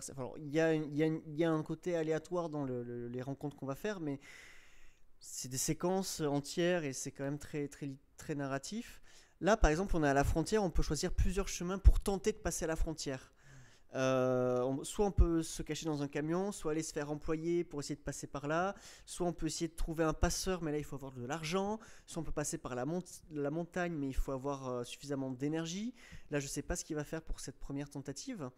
Donc il y a plusieurs manières de tester, mais en fait on peut échouer. Et il y a une proto-dimension de survie. Légèrement, hein, c'est-à-dire que pour moi ça va être plutôt ouais, tu vas échouer ou pas, et après ça va continuer de toute façon, mais il y a cette histoire de gérer la nourriture, de gérer l'énergie, voilà. D'accord, mais voilà, là par exemple, j'imagine que dans toute l'économie du récit du jeu et tout ça, c'est parce qu'en plus je trouve qu'esthétiquement c'est assez sympa. Faudrait que je vois comment l'essayer celui-là. Mais là, ce que tu me décris, par exemple, moi, ça me fait beaucoup penser à ce que tu pourrais aussi trouver dans un Hitman ou dans un Metal Gear Solid sur la manière dont tu appréhenderais une situation. C'est-à-dire comment tu vas rentrer dans le camp des méchants, comment tu vas atteindre ta cible. Est-ce que tu vas le faire par des modalités d'interaction avec les personnages où tu vas te faire passer pour tel ou tel. Est-ce que tu vas te planquer? C'est moins complexe, hein. Là, c'est vraiment... tu ne te fais passer pour personne d'autre que ce que tu es. Enfin, la complexité vient après. C'est juste vraiment au niveau de la forme, on est sur quelque chose qui me paraît assez similaire et qui ne me paraîtrait pas du coup avoir un discours fondamentalement différent d'un Hitman ou d'un Metal Gear Solid, malgré les différences évidentes qu'il y a sur le plan de la narration. Et c'est en ce sens-là que je trouve plus intéressant de vraiment se focaliser sur le système de règles, d'une part sur la façon dont il va lier les éléments avec lesquels tu vas jouer entre eux, mais aussi d'autre part sur la manière dont il va disposer le joueur à appréhender le logiciel d'une manière ou d'une autre. Parce que ça, c'est l'autre aspect qu'on n'a pas encore abordé, mais qui me paraît extrêmement important pour comprendre la dimension politique du jeu vidéo, et par extension, qui était en fait l'objet central de mes recherches, parce que c'était déjà quelque chose qui intéressait beaucoup l'école de Francfort à l'époque où le cinéma était en train de se faire. L'école de Francfort, pour résumer très rapidement, c'est des philosophes post-marxistes du début du XXe siècle. Je pense particulièrement à Walter Benjamin, qui est le plus fort de tous. Il est trop bien, il faut que vous lisiez du Benjamin, ceux qui écoutent. Et ensuite à Adorno et Horkheimer. Donc Walter Benjamin, on va parler que de Benjamin, parce que sinon ça va se transformer en cours sur la philosophie allemande, et je pense pas que les gens cliquent sur le lien vers ce truc pour écouter ça. Mais donc... Walter Benjamin, c'est l'auteur notamment d'un bouquin qui s'appelle L'œuvre d'art à l'ère de sa reproductibilité technique. Et donc est probablement une de ses œuvres les plus connues et très certainement une de ses plus accessibles, parce que c'est un auteur qui a beaucoup écrit et des choses qui sont extrêmement complexes. Et donc l'œuvre d'art à l'ère de la reproductibilité technique, que je vais juste appeler l'œuvre d'art à partir de maintenant pour des questions évidentes de prononciation. C'est un bouquin qui est écrit dans les années 30. De mémoire, il me semble que la première version date de 1935. Donc, à un moment où ça fait pas si longtemps que ça que pour regarder des images, on peut simplement se servir de la photographie argentique qui commence à se démocratiser et qu'on n'a plus forcément besoin d'aller au théâtre pour voir des gens qui bougent et qui nous racontent une histoire, mais qu'on peut aussi le faire au cinéma. Et donc, on a quelque chose qui se transforme radicalement dans la manière dont l'art fonctionne. Pourquoi ? Parce que avant qu'on ait industrialisé des méthodes par lesquelles on peut reproduire des objets. Si vous voulez voir une statue, si vous voulez voir la Vénus de Milo, comment vous faites ? À ton avis, comment qu'on fait pour aller voir la Vénus de Milo au début du 19e siècle ? Donc avant qu'on ait l'industrialisation qui permette des reproductions techniques. On va la voir. Eh ben, on est obligé de se déplacer pour aller la voir. Ce qui veut dire que n'importe qui n'a pas forcément accès à une œuvre d'art, et surtout qu'une œuvre d'art a quelque chose en plus par rapport à ce qu'on pourrait penser par rapport au cinéma ou à la photographie, à savoir ce que Walter Benjamin appelle une aura. Voilà. Et donc pour Walter Benjamin, ce qui marque l'histoire de l'art, et donc on va dire au sens large des productions culturelles au début du XXe siècle, c'est le fait que l'aura se perde dans la reproductibilité technique à un point tel qu'on a même des arts pour lesquels l'aura n'a absolument aucun sens, puisqu'il n'y a pas d'original en photographie ou en cinéma. Et alors là, si on essaie d'attribuer le même discours sur le jeu vidéo, c'est encore plus évident. Alors en général, les gens connaissent ce bouquin-là principalement par rapport à ce propos-là, qui peut éventuellement laisser une espèce de fond, de c'était mieux avant, de l'art a perdu quelque chose, alors que ça n'est absolument pas la question que se pose Benjamin. La question qui se pose, c'est ok, l'aura, c'est terminé pour l'art tel qu'on l'envisage maintenant qu'on peut le reproduire techniquement. Qu'est-ce que ça va changer fondamentalement dans la manière dont on va pouvoir l'appréhender ? La première chose que ça change, c'est que dès lors qu'on peut reproduire massivement l'art et donc le diffuser massivement, on a énormément de gens qui peuvent y avoir accès qui n'y avaient pas forcément accès avant. Tu prends l'art dans, allez, on va dire très largement, l'art au Moyen-Âge, à une époque où la spiritualité est absolument centrale dans la façon dont fonctionne la société. A priori, il faut être une autorité spirituelle pour pouvoir accéder à des œuvres qui vont être principalement déterminées par la façon dont elles vont représenter des scènes bibliques ou autres. Bon, ce qui veut dire que le bas peuple n'a pas accès à ça. L'art n'est pas la problématique des masses.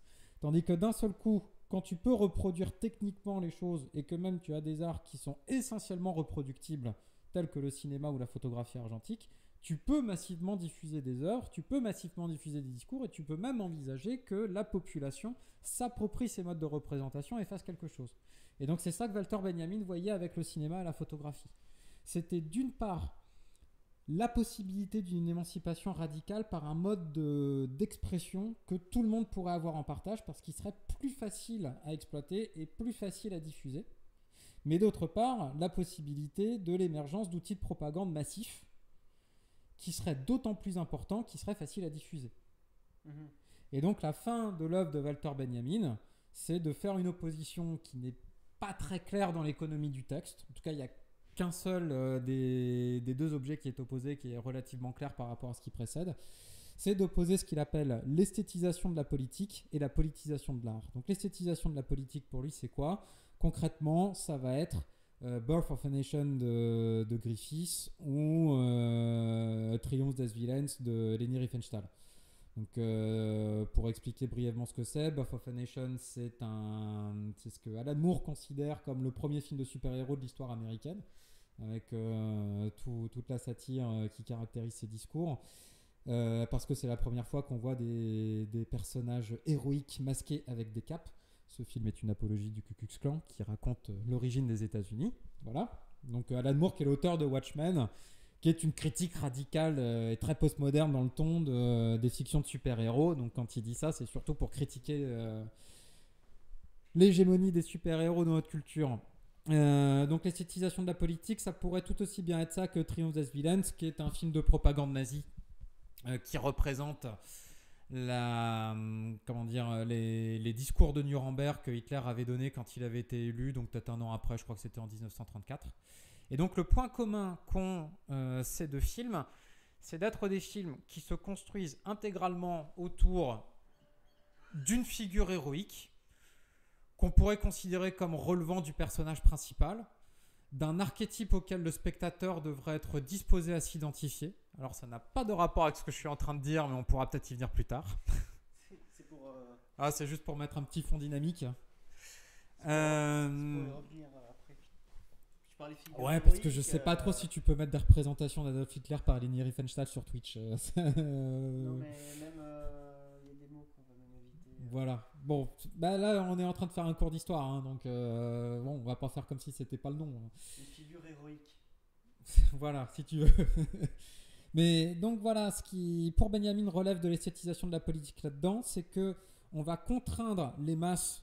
Donc il emploie au sens neutre les masses, c'est-à-dire la globalité de la population qui est amenée dans les salles et qui va avoir un spectacle de manière complètement uniforme. Ils vont voir la même chose tous ensemble et a priori ils vont avoir à peu près le même ressenti par rapport à ce qu'ils regardent, c'est-à-dire que le personnage principal, c'est l'archétype normatif auquel ils doivent s'identifier, c'est ce personnage qui incarne la beauté ou la réussite dans le système, et ça on le retrouve en fait finalement dans quasiment tous les schémas narratifs les plus classiques qu'on peut trouver encore aujourd'hui dans le cinéma américain. Et pas que américain, puisque c'est un schéma narratif qui s'est largement démocratisé depuis. C'était pas une évidence à l'époque parce que le cinéma était encore en train de s'inventer.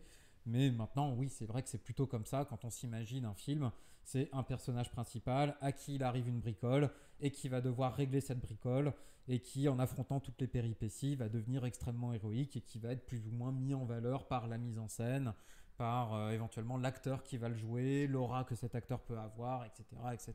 Ça, c'est ce que Deleuze appelle l'image-mouvement, non ? Si tu peux expliquer un peu plus en détail, puisque l'image mouvement, je pense que c'est une définition qui est beaucoup plus large que ça. Ah oui. Je l'ai pas lu en entier, hein, mais je me souviens qu'il parle notamment de Dziga Vertov, qui est exactement dans le cinéma est exactement l'inverse de ce que je viens de dire dans ce bouquin-là. Non, parce que pour moi, ce que j'avais compris de très loin entre l'image mouvement et l'image temps, c'est que en gros, dans l'image mouvement, tu as une situation initiale, des changements et une situation finale. Là où dans l'image temps, tu vas avoir des changements.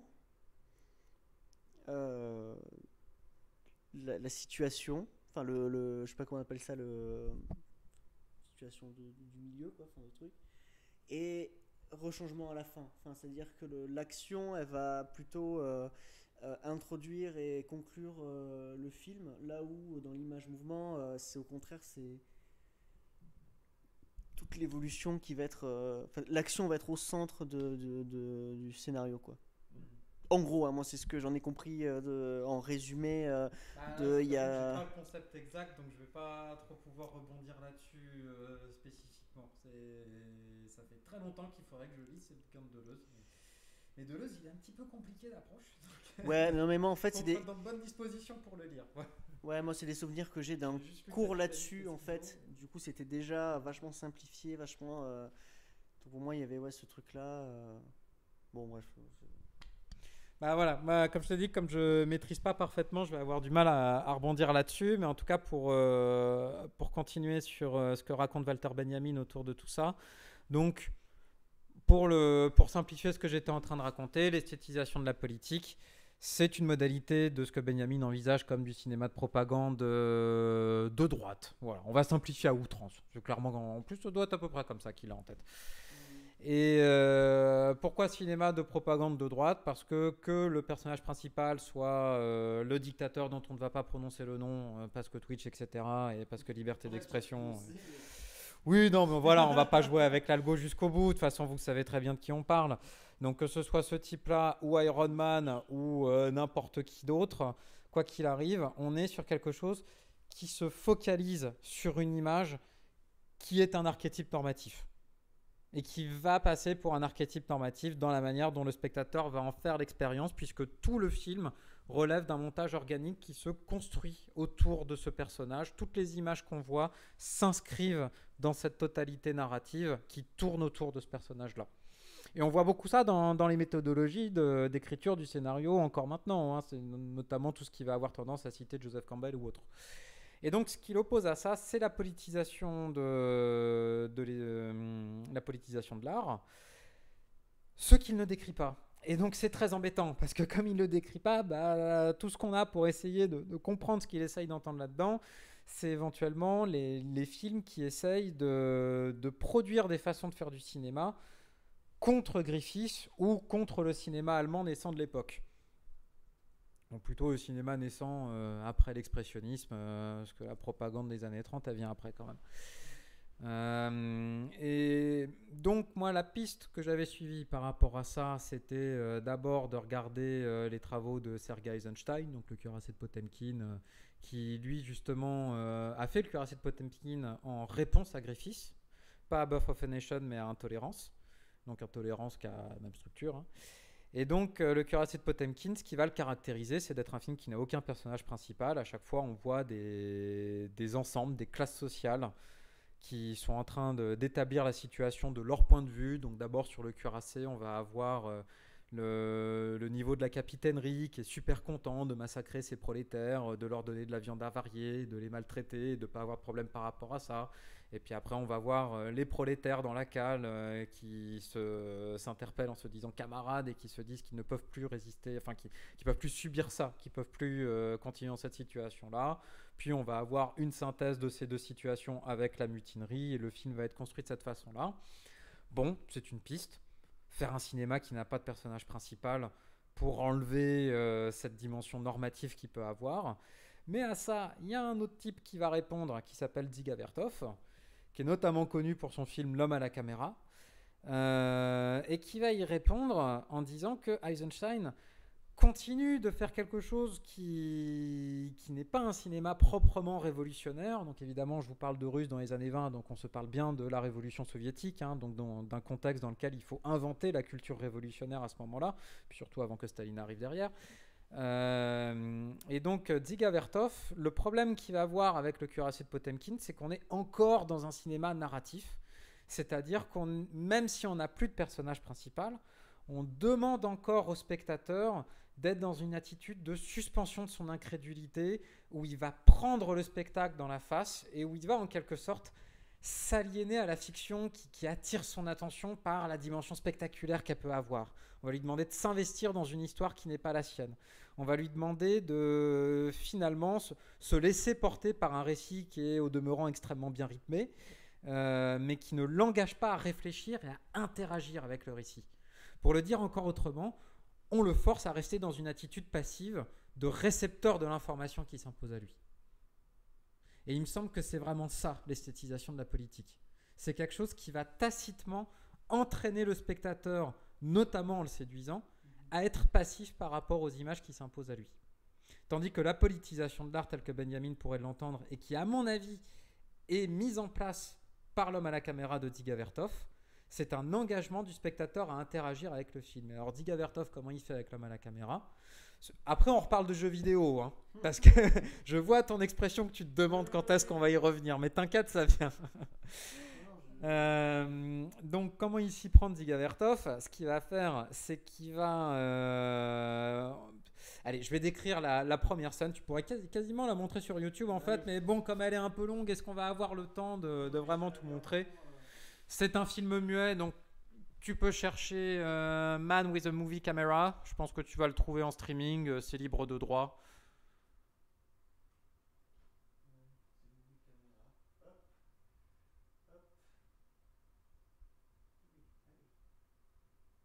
La chaîne s'appelle All Soviet Movie On. Voilà, donc Chilavek Skino Aparatom, et je m'excuse pour tous les russophones de mon accent.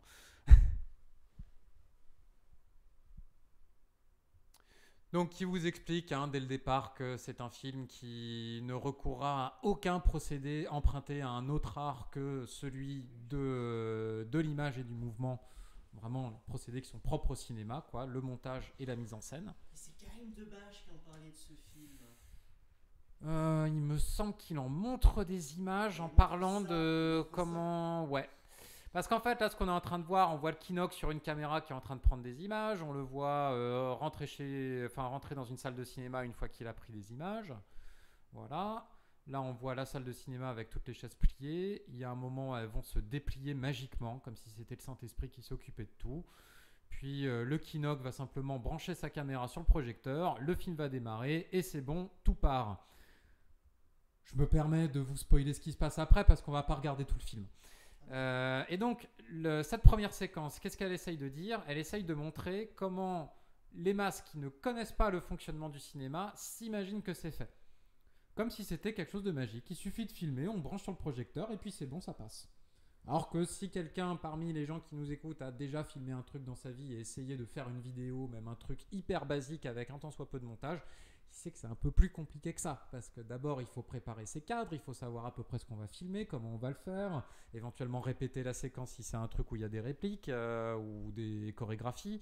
Puis après, il va falloir monter tout ça, gérer le rythme, rajouter des musiques, faire un peu de post-prod, des choses comme ça. Donc là, Dziga Vertov dénonce la magie que s'imaginent les masses pour mieux ensuite l'analyser et montrer comment le cinéma se fait réellement. Parce que toute la suite du film, le film que les spectateurs sont sur le point de voir, ainsi que ceux qui regardent le film en même temps qu'eux, c'est un film qui va représenter la vie dans une ville soviétique ordinaire. En gros, c'est juste ça, c'est quasiment un documentaire. À mon avis, il y a quand même beaucoup de mise en scène dans ce documentaire, mais c'est pas la question.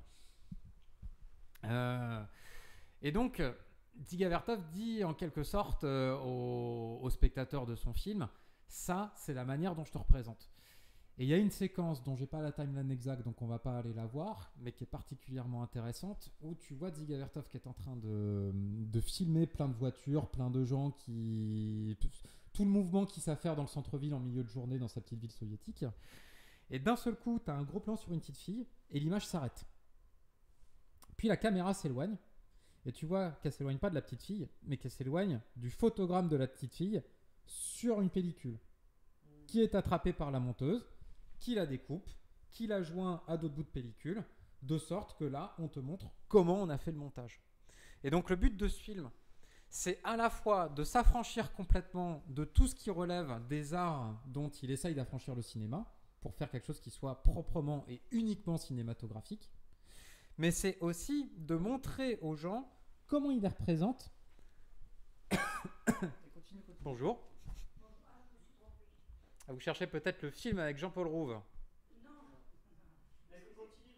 Je cherche sur l'Ukraine. Il y a une conférence à 17h sur l'Ukraine. Alors, c'est sans doute pas ici. Ah, d'accord, excusez-moi. Ah bah oui, ça va pas être dans longtemps en plus.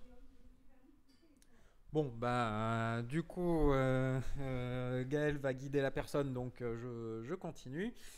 Donc, le but de Dziga Vertov avec tout ça, ça va être non seulement d'affranchir le cinéma des autres arts, voilà, ça je l'ai dit, mais ça va également être de montrer à ses spectateurs comment il les représente, c'est-à-dire à la fois, c'est comme ça que je te vois, mais aussi, techniquement, c'est comme ça que j'ai pu te représenter de cette façon-là.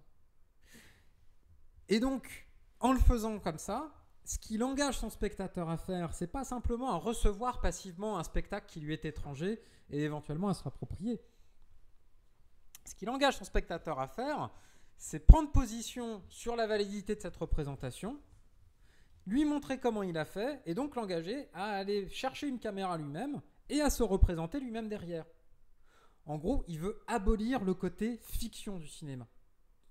Ce qu'il veut éviter par-dessus tout, c'est que le spectateur soit pris dans une espèce d'aliénation par rapport à un spectacle dont il ignore la manière dont il a été fait, dont il ignore l'inscription dans la production en général.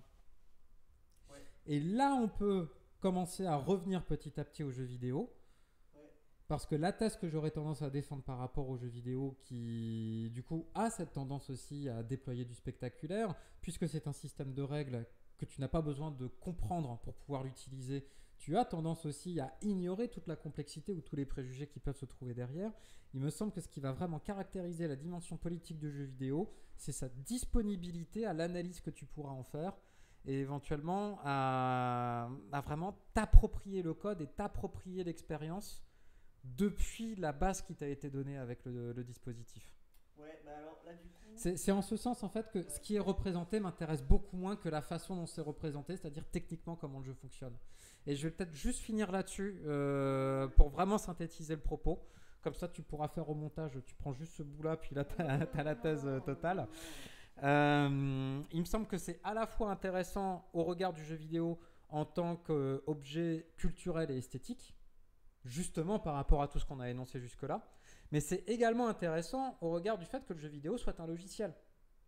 Et que le jeu vidéo est très très loin d'être le seul logiciel dont on n'a pas besoin de comprendre les règles pour pouvoir l'utiliser. C'est juste qu'il se trouve que le jeu vidéo, on s'en sert pour jouer. Et que ce sont des règles qui sont intuitivement un peu plus évidentes que celles de la plateforme de la CAF.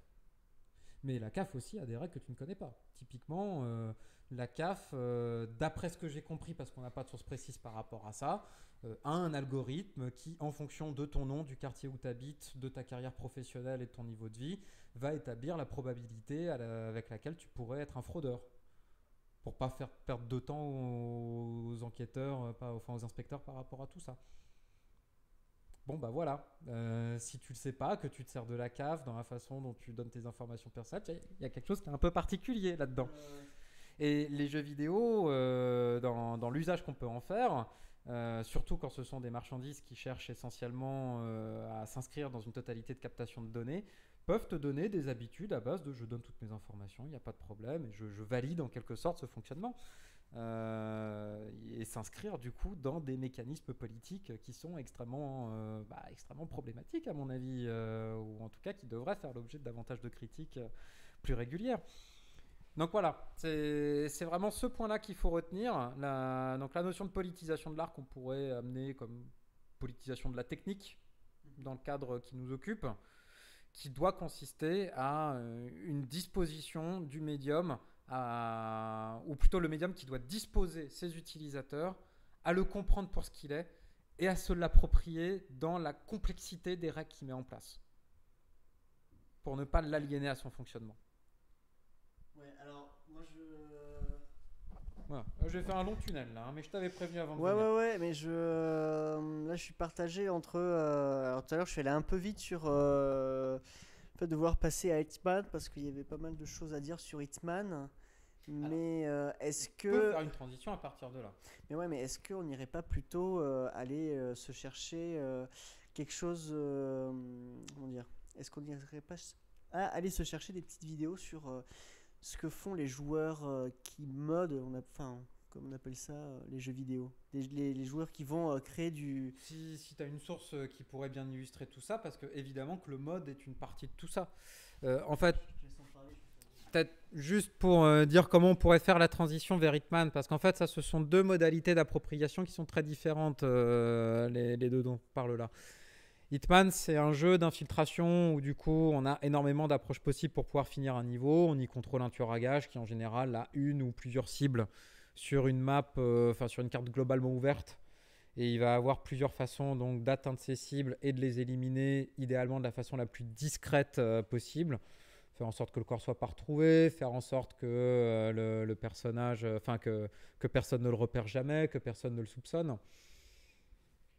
Ce qui est intéressant avec ces jeux-là, c'est que comme leur gameplay est extrêmement ouvert et se prête à énormément d'approches possibles, il y a énormément de failles dans la façon dont le jeu fonctionne. Et donc énormément de failles qui peuvent être exploitées. Ou éventuellement de choses extrêmement mécaniques, notamment du point de vue de l'intelligence artificielle et de son fonctionnement. C'est-à-dire que les PNJ vont avoir des réactions qui vont paraître crédibles la première fois qu'on joue, puis la deuxième fois, on va très vite se rendre compte qu'il y a une mécanicité dans leur comportement qui est complètement absurde. Et donc, à partir de là, le jeu a tendance à révéler quelque chose de l'ordre d'une artificialité. Et donc, à se présenter comme un jeu. Et à se laisser appréhender uniquement comme tel. Pour pouvoir produire des choses. Bon, bah là, la vidéo qu'on a mis... si tu peux peut-être retrouver le moment que je trouve le plus rigolo dans cette vidéo-là, c'est un moment où, oui, voilà, en plus, on n'a pas trouvé le passage le plus élégant, visiblement. C'est tout début où tu as Code 47 qui va chez le marchand de glace. Donc ça, c'est une grande map qui est une espèce de petite ville en Italie. Et où 47, du coup, dépose une pièce sur le comptoir. Et puis, je crois que le type qui fait la vidéo rajoute au montage « I want an ice cream, please !» Et le problème, c'est que déposer une pièce dans Hitman, ça veut dire déposer un objet pour faire diversion. Et donc, les personnages autour de lui réagissent du fait qu'il soit en train de faire diversion. Donc, poser une pièce sur un comptoir va faire que tout le monde est suspect et appeler des gardes de telle sorte qu'ils se mettent à lui tirer dessus. Bon, ça, c'est complètement débile. On est d'accord. Ça fait partie des trucs qui n'ont pas été prévus par le jeu. On peut le considérer comme une limite. Mais ça fait aussi partie de ce qui trahit cette artificialité du jeu d'infiltration, qui fait que ça rompt la suspension consentie d'incrédulité, pour prendre le terme technique, sans pour autant rompre le plaisir qu'on peut avoir à jouer au jeu d'une manière ou d'une autre. Puisque ça permet de jouer avec ces bugs d'IA comme le fait ce type-là, ou d'exploiter justement cette simplicité de l'intelligence artificielle pour se faire des délires à la James Bond, ou voilà. Donc ça, c'est une approche déjà qu'on retrouve plus globalement dans le speedrun. Le speedrun qui est une discipline que je trouve d'autant plus intéressante qu'elle consiste vraiment essentiellement à trouver ce qu'il y a d'artificiel et d'imparfait dans le jeu pour pouvoir tricher avec lui. Je commence à manquer d'eau. Donc je vais tousser de plus en plus souvent. Ah bah voilà, c'est pour ça. Oh, puis finalement, je suis rassuré, j'arrive à dire plus de trucs que ce que je craignais. Mais donc voilà, le speedrun, ça, donc là, très très, très bon exemple. Hein, Mario 64, qui est aussi un jeu qui est très ouvert, pas du tout pour les mêmes raisons qu'Hitman, mais là, c'est vraiment parce que c'est un jeu dont le développement a probablement principalement consisté à établir une physique aux petits oignons sur la façon dont Mario bouge. Et éventuellement à laisser quelques trous parce que pas le temps dans la façon dont les obstacles réagissent aux interactions avec Mario. Ce qui fait que les speedrunners s'en donnent à cœur joie pour jouer avec la physique de l'eau, voilà, pour trouver des téléportations ou des zones de trigger et faire des trucs qui n'ont visuellement absolument aucun sens la première fois que tu les vois et qui demandent des heures et des heures d'explication sur la façon dont le jeu a été codé et dont le speedrunner a pu jouer avec ça. Tu peux voir ça avec Metroid, avec Super Metroid ou même n'importe quel Metroid en fait, mais le Super est peut-être le plus ouvert. Et donc voilà, moi ce que je trouve intéressant avec ça, c'est qu'on est vraiment dans des joueurs qui s'approprient le jeu, qui jouent avec ce qu'il a d'imparfait, qui créent un autre jeu à partir de ça, qui créent une autre expérience à part entière, qui peuvent même créer quelque chose de l'ordre d'une autre culture ou d'une autre façon d'envisager le jeu vidéo dans son ensemble. Ça, c'est typiquement quelque chose qui, du moins à ma connaissance, est beaucoup plus difficile à faire avec la forme type des jeux de l'époque PS3 Xbox 360, qui était le jeu d'action éventuellement shoot en ligne droite, avec des scripts extrêmement précis, des animations qui ne fonctionnent que dans cette zone-là, énormément de spectacles, un gros travail sur la mise en scène, éventuellement un gros travail sur la narration, mais donc au final, très très peu d'appropriation possible. C'est des jeux qui étaient faits en fait comme des parcs d'attractions en quelque sorte, où on faisait en sorte que quand tu arrives à tel point, tu as une explosion qui s'active, ou tu as ton PNJ qui est blessé que tu vas devoir aller secourir, ou n'importe quoi de cet ordre-là, pour attirer ton attention sur une zone et te laisser l'impression que c'est toi qui as décidé d'aller là, quand concrètement tu ne fais que suivre le scénario qu'on a décidé qu'il faudrait que tu suives. Voilà. Donc ça, c'est pour une manière de jouer avec l'artificialité du jeu en restant dans le jeu lui-même, sans le modifier. Après, effectivement, on a le cran au-dessus. Donc, qu'est-ce que tu voulais montrer avec notamment les modes de Skyrim, qui est peut-être le jeu le plus modé de tous les temps, je sais pas. Peut-être pas, mais bon, en tout cas, il a cette réputation-là.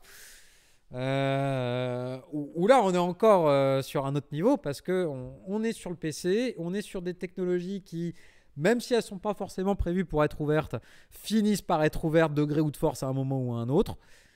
Et où donc l'expérience va pouvoir être complètement transformée par des joueurs qui s'amusent à faire tout et n'importe quoi. Donc là, je présume que c'est un dragon qui a été transformé en avion de chasse. Voilà.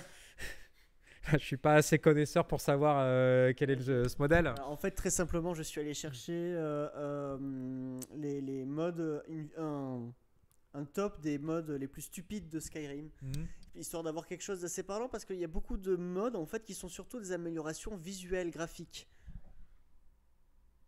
Oui, bah j'ai pas grand chose à rajouter par rapport à ça, donc. Ça, je trouve que ça fait très Elden Ring, je trouve, d'avoir une courge comme ça qui se balade. Ah, c'est pas faux, ouais, ça fait un peu penser à Let Me Solo Her avec sa tête d'oignon là ou de citrouille, je sais plus. Qu'est-ce que c'est ces trucs-là? C'est des araignées, non? C'est quoi? Ça a l'air d'être des araignées, mais avec. C'est censé être les araignées dans le. Mais du coup, c'est des Spider-Man. Ah, c'est des. Ouais, j'ai mal vu. Oui, mais dans le noir, on voyait pas bien, un peu comme nous avec la lumière là qui nous vient des cieux. Donc là, le concept du personnage, c'est que c'est une courge avec des jambes. C'est une courge. Qui devient l'héritière des dragons. C'est littéral. D'accord. C'est ce qui s'appelle être une grosse courge, littéralement. Et donc, pourquoi je te disais que je préférais commencer par parler des jeux type Hitman ou des jeux qui se speedrun ou des choses comme ça avant de parler du mode? Parce que là, il me semble que ça, c'est pas nécessairement quelque chose qui relève du jeu en lui-même au départ. Je pense que si Skyrim est extrêmement modé, c'est avant tout parce qu'il est sur PC, donc il y a une disponibilité technique au mode, et que c'est un jeu qui est extrêmement populaire et extrêmement joué, ce qui fait que proportionnellement, tu vas avoir beaucoup plus de gens qui vont être techniquement et culturellement intéressés par le fait de le modder. Donc, mais sinon, tu as aussi des modes sur GTA, puis j'imagine que tu peux t'amuser à trouver. Bah oui, sur émulateur, bien sûr que tu dois en avoir, ouais. On peut jouer Mario 64, mais avec Kirby, avec Sonic. Voilà, donc là, on n'est pas sur quelque chose qui relève du jeu en lui-même, mais qui relève de l'approche que les joueurs en font. Et donc d'une appropriation qui advient même si le jeu n'y a pas pensé. Je viens de comprendre, en fait, c'est la pomme qui tue des gens, c'est ça? D'accord. C'est rigolo, ça. Référence à Turing, non? Sans doute. Ou à Blanche-Neige. Un des deux. Les deux. Peut-être les deux. Peut-être les deux en même temps. Hein. La légende dit qu'il a fait ça par rapport à Blanche-Neige, Turing. Mais donc là, du coup, j'ai un peu perdu le fil de ce que j'étais en train de penser. Donc, est-ce que tu voudrais pas relancer sur autre chose? Bah écoute, là ça fait 1h41, donc je pense que c'est pas mal si on commence à Pas d'autres éléments à discuter? embrayer sur une forme de conclusion, ou en tout cas sur peut-être s'il y a un dernier élément, une dernière chose qu'il faudrait évoquer. Moi, je peux te faire une synthèse de ce qu'on a dit là. Parce que si on part sur autre chose, c'est le risque qu'on fasse beaucoup plus que 2 heures après. Après, on s'en fout, on est sur Twitch. Moi, je peux partir en pilote automatique sur autre chose, c'est juste qu'il faudrait me lancer, quoi. Après, on est bien, on est chill là. Enfin, mais si on résume ce qu'on a vu là, concrètement, le jeu vidéo, il faut l'envisager comme étant d'abord un objet qui est tout à la fois une marchandise, un objet esthétique et un objet technique, c'est-à-dire un logiciel. Du fait que ce soit un logiciel, contrairement à un jeu classique, les règles... Ah oui, c'est rigolo, tire le chat. Les règles avec lesquelles on joue sont a priori des règles avec lesquelles on ne peut pas négocier. Et c'est ça qui amène... Le a priori est important. Le a priori est important. C'est ça, hein, avec l'illustration par Skyrim de tout modé, là, c'est vrai qu'on a le contre-exemple, et c'est précisément ça qui est intéressant. Le fait que ce soit des règles avec lesquelles on ne peut pas négocier permet aux jeux vidéo d'être un dispositif qui peut avoir des discours extrêmement forts à travers les interactions auxquelles il va obliger. Donc on a donné l'exemple des jeux de gestion, mais en fait on aurait pu donner plein d'autres exemples, hein. On se parlait avant de venir de Last of Us, parce que j'avais regardé des trucs sur le fait qu'apparemment la série était pas mal du tout. Moi je l'ai pas regardé, mais Last of Us joue énormément là-dessus, dans le fait que pour ne pas spoiler la totalité de l'histoire, à la fin de Last of Us, il se passe un truc qu'a priori le joueur a un peu de mal à accepter, mais qu'il est obligé de faire parce qu'on est sur un jeu d'action linéaire. Et donc, il me semble que les développeurs ont voulu forcer le joueur à faire des choses abjectes avec leur personnage pour lui montrer ou bien la folie du personnage, ou bien le côté fatal de la situation dans laquelle il se retrouve. Enfin, il y a quelque chose de l'ordre du jeu éthique avec le joueur par rapport à ça. Donc, le fait que le jeu soit un dispositif spectaculaire et aliénant ne l'empêche pas d'être quelque chose d'extrêmement intéressant esthétiquement par ailleurs. De la même façon que les films qui relèvent de l'esthétisation de la politique peuvent être intéressants aussi. C'est juste qu'il ne faut pas se leurrer. Ce ne sont pas des œuvres qui participent de l'émancipation qu'imaginerait un Walter Benjamin. Et qui me paraît être une théorie relative aux médias tout à fait cohérente. Donc voilà, il y a d'abord le fait que le jeu vidéo soit un dispositif avec lequel on joue avec des règles qu'on ne négocie pas, auxquelles on se soumet, et c'est un peu le contrat qu'on passe quand on commence à jouer. À partir de là, le jeu peut produire des discours extrêmement forts du fait des interactions qu'il nous contraint à utiliser. Pour autant, ce qui permet aux jeux vidéo de potentiellement avoir un discours qui soit politique et qui soit quelque chose de proprement politique, du fait que ce soit un jeu vidéo, c'est-à-dire un discours non seulement par rapport aux choses qu'il représente, mais aux choses qu'il représente en tant qu'il est un jeu vidéo, c'est un jeu qui laisse dévoiler son artificialité pour permettre aux joueurs de se l'approprier, de la comprendre et de jouer avec cette artificialité, au point de produire un gameplay qui aille au-delà de ce que les concepteurs avaient pu envisager. Donc ça, c'est le concept du gameplay émergent qu'on voit notamment dans les speedruns, voire même carrément de faire des gros délires avec des modes dans tous les sens pour complètement transformer la façon dont on va approcher le jeu. Et donc il y aurait eu énormément d'autres choses à aborder par rapport à tout ça, parce que comme on l'a dit, donc Célia n'a pas pu venir et elle avait plein de choses à apporter que personnellement je connais beaucoup moins bien qu'elle, et même parfois pas du tout. Notamment la question du jeu indépendant, de la disponibilité d'outils de programmation pour pouvoir faire des jeux et éventuellement les distribuer même de manière assez confidentielle, l'appropriation des règles de certains jeux très multijoueurs type Minecraft, ou même apparemment Fortnite fait des choses comme ça, enfin plutôt il se fait des choses comme ça avec Fortnite. Pourtant pas un jeu que j'aurais mis dans une catégorie très émancipatrice au départ pour plein de raisons. Peut-être pas aller trop dans le détail, mais voilà. Mais le fait est que ce dont elle nous avait parlé, c'était des événements qui étaient organisés sur Minecraft, typiquement des grandes fêtes de communautés queer dans des pays où les communautés queer n'ont vraiment pas intérêt à faire des fêtes sur le plan légal et gestion de l'ordre extrêmement musclé. Donc il y a cet intérêt-là aussi que moi je peux pas aborder parce que je le connais très mal, mais qui est vraiment l'appropriation d'un monde virtuel qu'on a en partage pour pouvoir faire advenir du sens. Il me semble que Minecraft avait fait aussi une grande bibliothèque de livres interdits dans certains pays. Je trouve ça merveilleux, quoi, cette idée-là. Donc voilà, il y a ces aspects-là. Il y a évidemment des aspects d'aliénation extrêmement graves qu'on n'a pas abordés, mais que vous trouverez sans aucun problème parce que ceux-ci sont un tout petit peu plus documentés. Et donc, puisqu'a priori, on n'a pas d'autres commentaires sur le chat, eh ben, je vais peut-être te laisser t'avancer vers une conclusion, parce que moi, j'ai plus de voix. Ben, écoutez, merci Sébastien d'être venu. Plaisir. Alors, pour ce qui est du travail de Célia, vous pourrez la retrouver en résidence Instagram juste après moi, donc la semaine prochaine sur l'Instagram résidence.access. Donc vous pourrez en savoir plus, un peu plus sur son travail. Donc ça va être super. On a un nouveau, Simon Latriche. Bonjour Simon. Ça fait longtemps que tu es là, Simon, parce que du coup on est en train de finir. Bon, après, moi à leur place, je pense que je serais en train d'essayer de faire des super scores sur Hitman en écoutant à côté. Hein. Donc, je peux comprendre. Oui. Bah, je sais que Jean. Bon, moi je suis un vieux. Je sais que. Il y a 10 minutes, vite fait. Ah mince.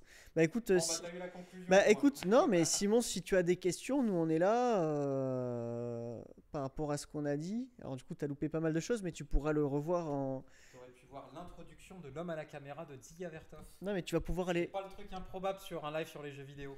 Non, mais tu vas pouvoir le voir, c'est en VOD sur ma chaîne YouTube Ange de la mort de Navarre vlog. Du coup. Pas de questions, pas de regrets. Hein. À Lourdes, nickel la VOD. Ouais. Bon bah voilà, nickel. Bah après, du coup 10 minutes, on était en train de parler on devait parler des modes et de tout ça, je pense. Bon, je devais en train de faire la petite synthèse de tout ce qu'on avait abordé. Ouais. Pas plus mal de l'avoir fait parce que c'est vrai que c'est une habitude à prendre hein, de discuter comme ça, puis de se faire un plan spontanément pour pas se perdre dans plein de sujets. Bon bah sur ce, merci beaucoup. Donc ouais, comme je le disais, il y aura la VOD. Ne pas louper du coup la résidence Instagram de Célia la semaine prochaine sur résidence.access sur Instagram. Je crois que je fatigue aussi là. Voilà la VOD. Ce soir, du coup, on continue donc ma résidence à moi sur Instagram, mais sur Twitch, avec un direct de Anachrone, non pas sur ma chaîne, mais sur sa chaîne, mais pas de panique. Vous pouvez la retrouver dans les chaînes recommandées, soit directement sur ma description, soit en fait à 21h, quand Anachrone va lancer son direct, vous aurez sans doute la VOD qui va se mettre en avant sur ma chaîne Twitch. Parce que je serai pas là, mais en fait vous irez du coup derrière, je crois à droite, vous aurez donc la recommandation de la chaîne de Anachrone directement, automatiquement, qui va se proposer, et donc on se donnera rendez-vous là-bas. Donc moi je serai dans le chat, donc ça va être une improvisation d'Anachrone sur des synthés analogiques, donc ça va être très drone, même plutôt ambiante. On faisait des tests hier soir, et donc ça va être quelque chose à écouter vraiment soit au casque, soit sur un dispositif de haute fidélité, donc sur des enceintes hi-fi, quelque chose comme ça. Donc vous allez voir, c'est quelque chose qui demande vraiment de s'installer, de se poser, et qui va vraiment nous porter. Et demain on retrouve encore une fois Anachrone, encore une fois sur sa chaîne Twitch à lui, parce que c'est plus simple en termes de logistique que ce soit lui qui stream. Pour un atelier de composition participative, où donc on va composer de la musique en MAO, et donc on va pouvoir, nous en tant que spectateurs, vous et moi, lui envoyer des voix, des sons, des textes, des mélodies, un peu ce qu'on veut, et lui il va composer avec tout ça, et en direct. Et voilà, on va créer quelque chose comme ça demain. Donc ce sera toute la journée de 10h à midi et puis de 14h à 17h à peu près. Et puis de toute façon c'est Twitch, donc on pourra déborder comme on veut. Et voilà, en tout cas c'est tout pour sinon pour cette dernière table ronde. Donc je t'ai déjà remercié. Merci à Jean-Luc qui nous a écoutés. Merci à Simon d'être passé sur la fin et merci à tous les autres qui auront regardé cette vidéo en VOD sur YouTube. Et n'hésitez pas à commenter et à continuer du coup la discussion dans les commentaires sur YouTube. Et voilà. Et sur ce, je vais retourner. Lancer l'écran de fin de stream. Alors je vais peut-être je vais rouvrir Twitch sur le côté. On va peut-être essayer de lancer un raid, je ne sais où, mais on a Benzaï Sardoche. On a Benzaï. On a Benzaï qui est en Texas Granger, c'est très bien ça. Et donc on va lancer un raid sur Benzaï. Je crois qu'on a que 2-3 viewers, mais ce sera le jeu auquel tout le monde joue. Atomic Hearts. Non, je rigole. Allez, à bientôt.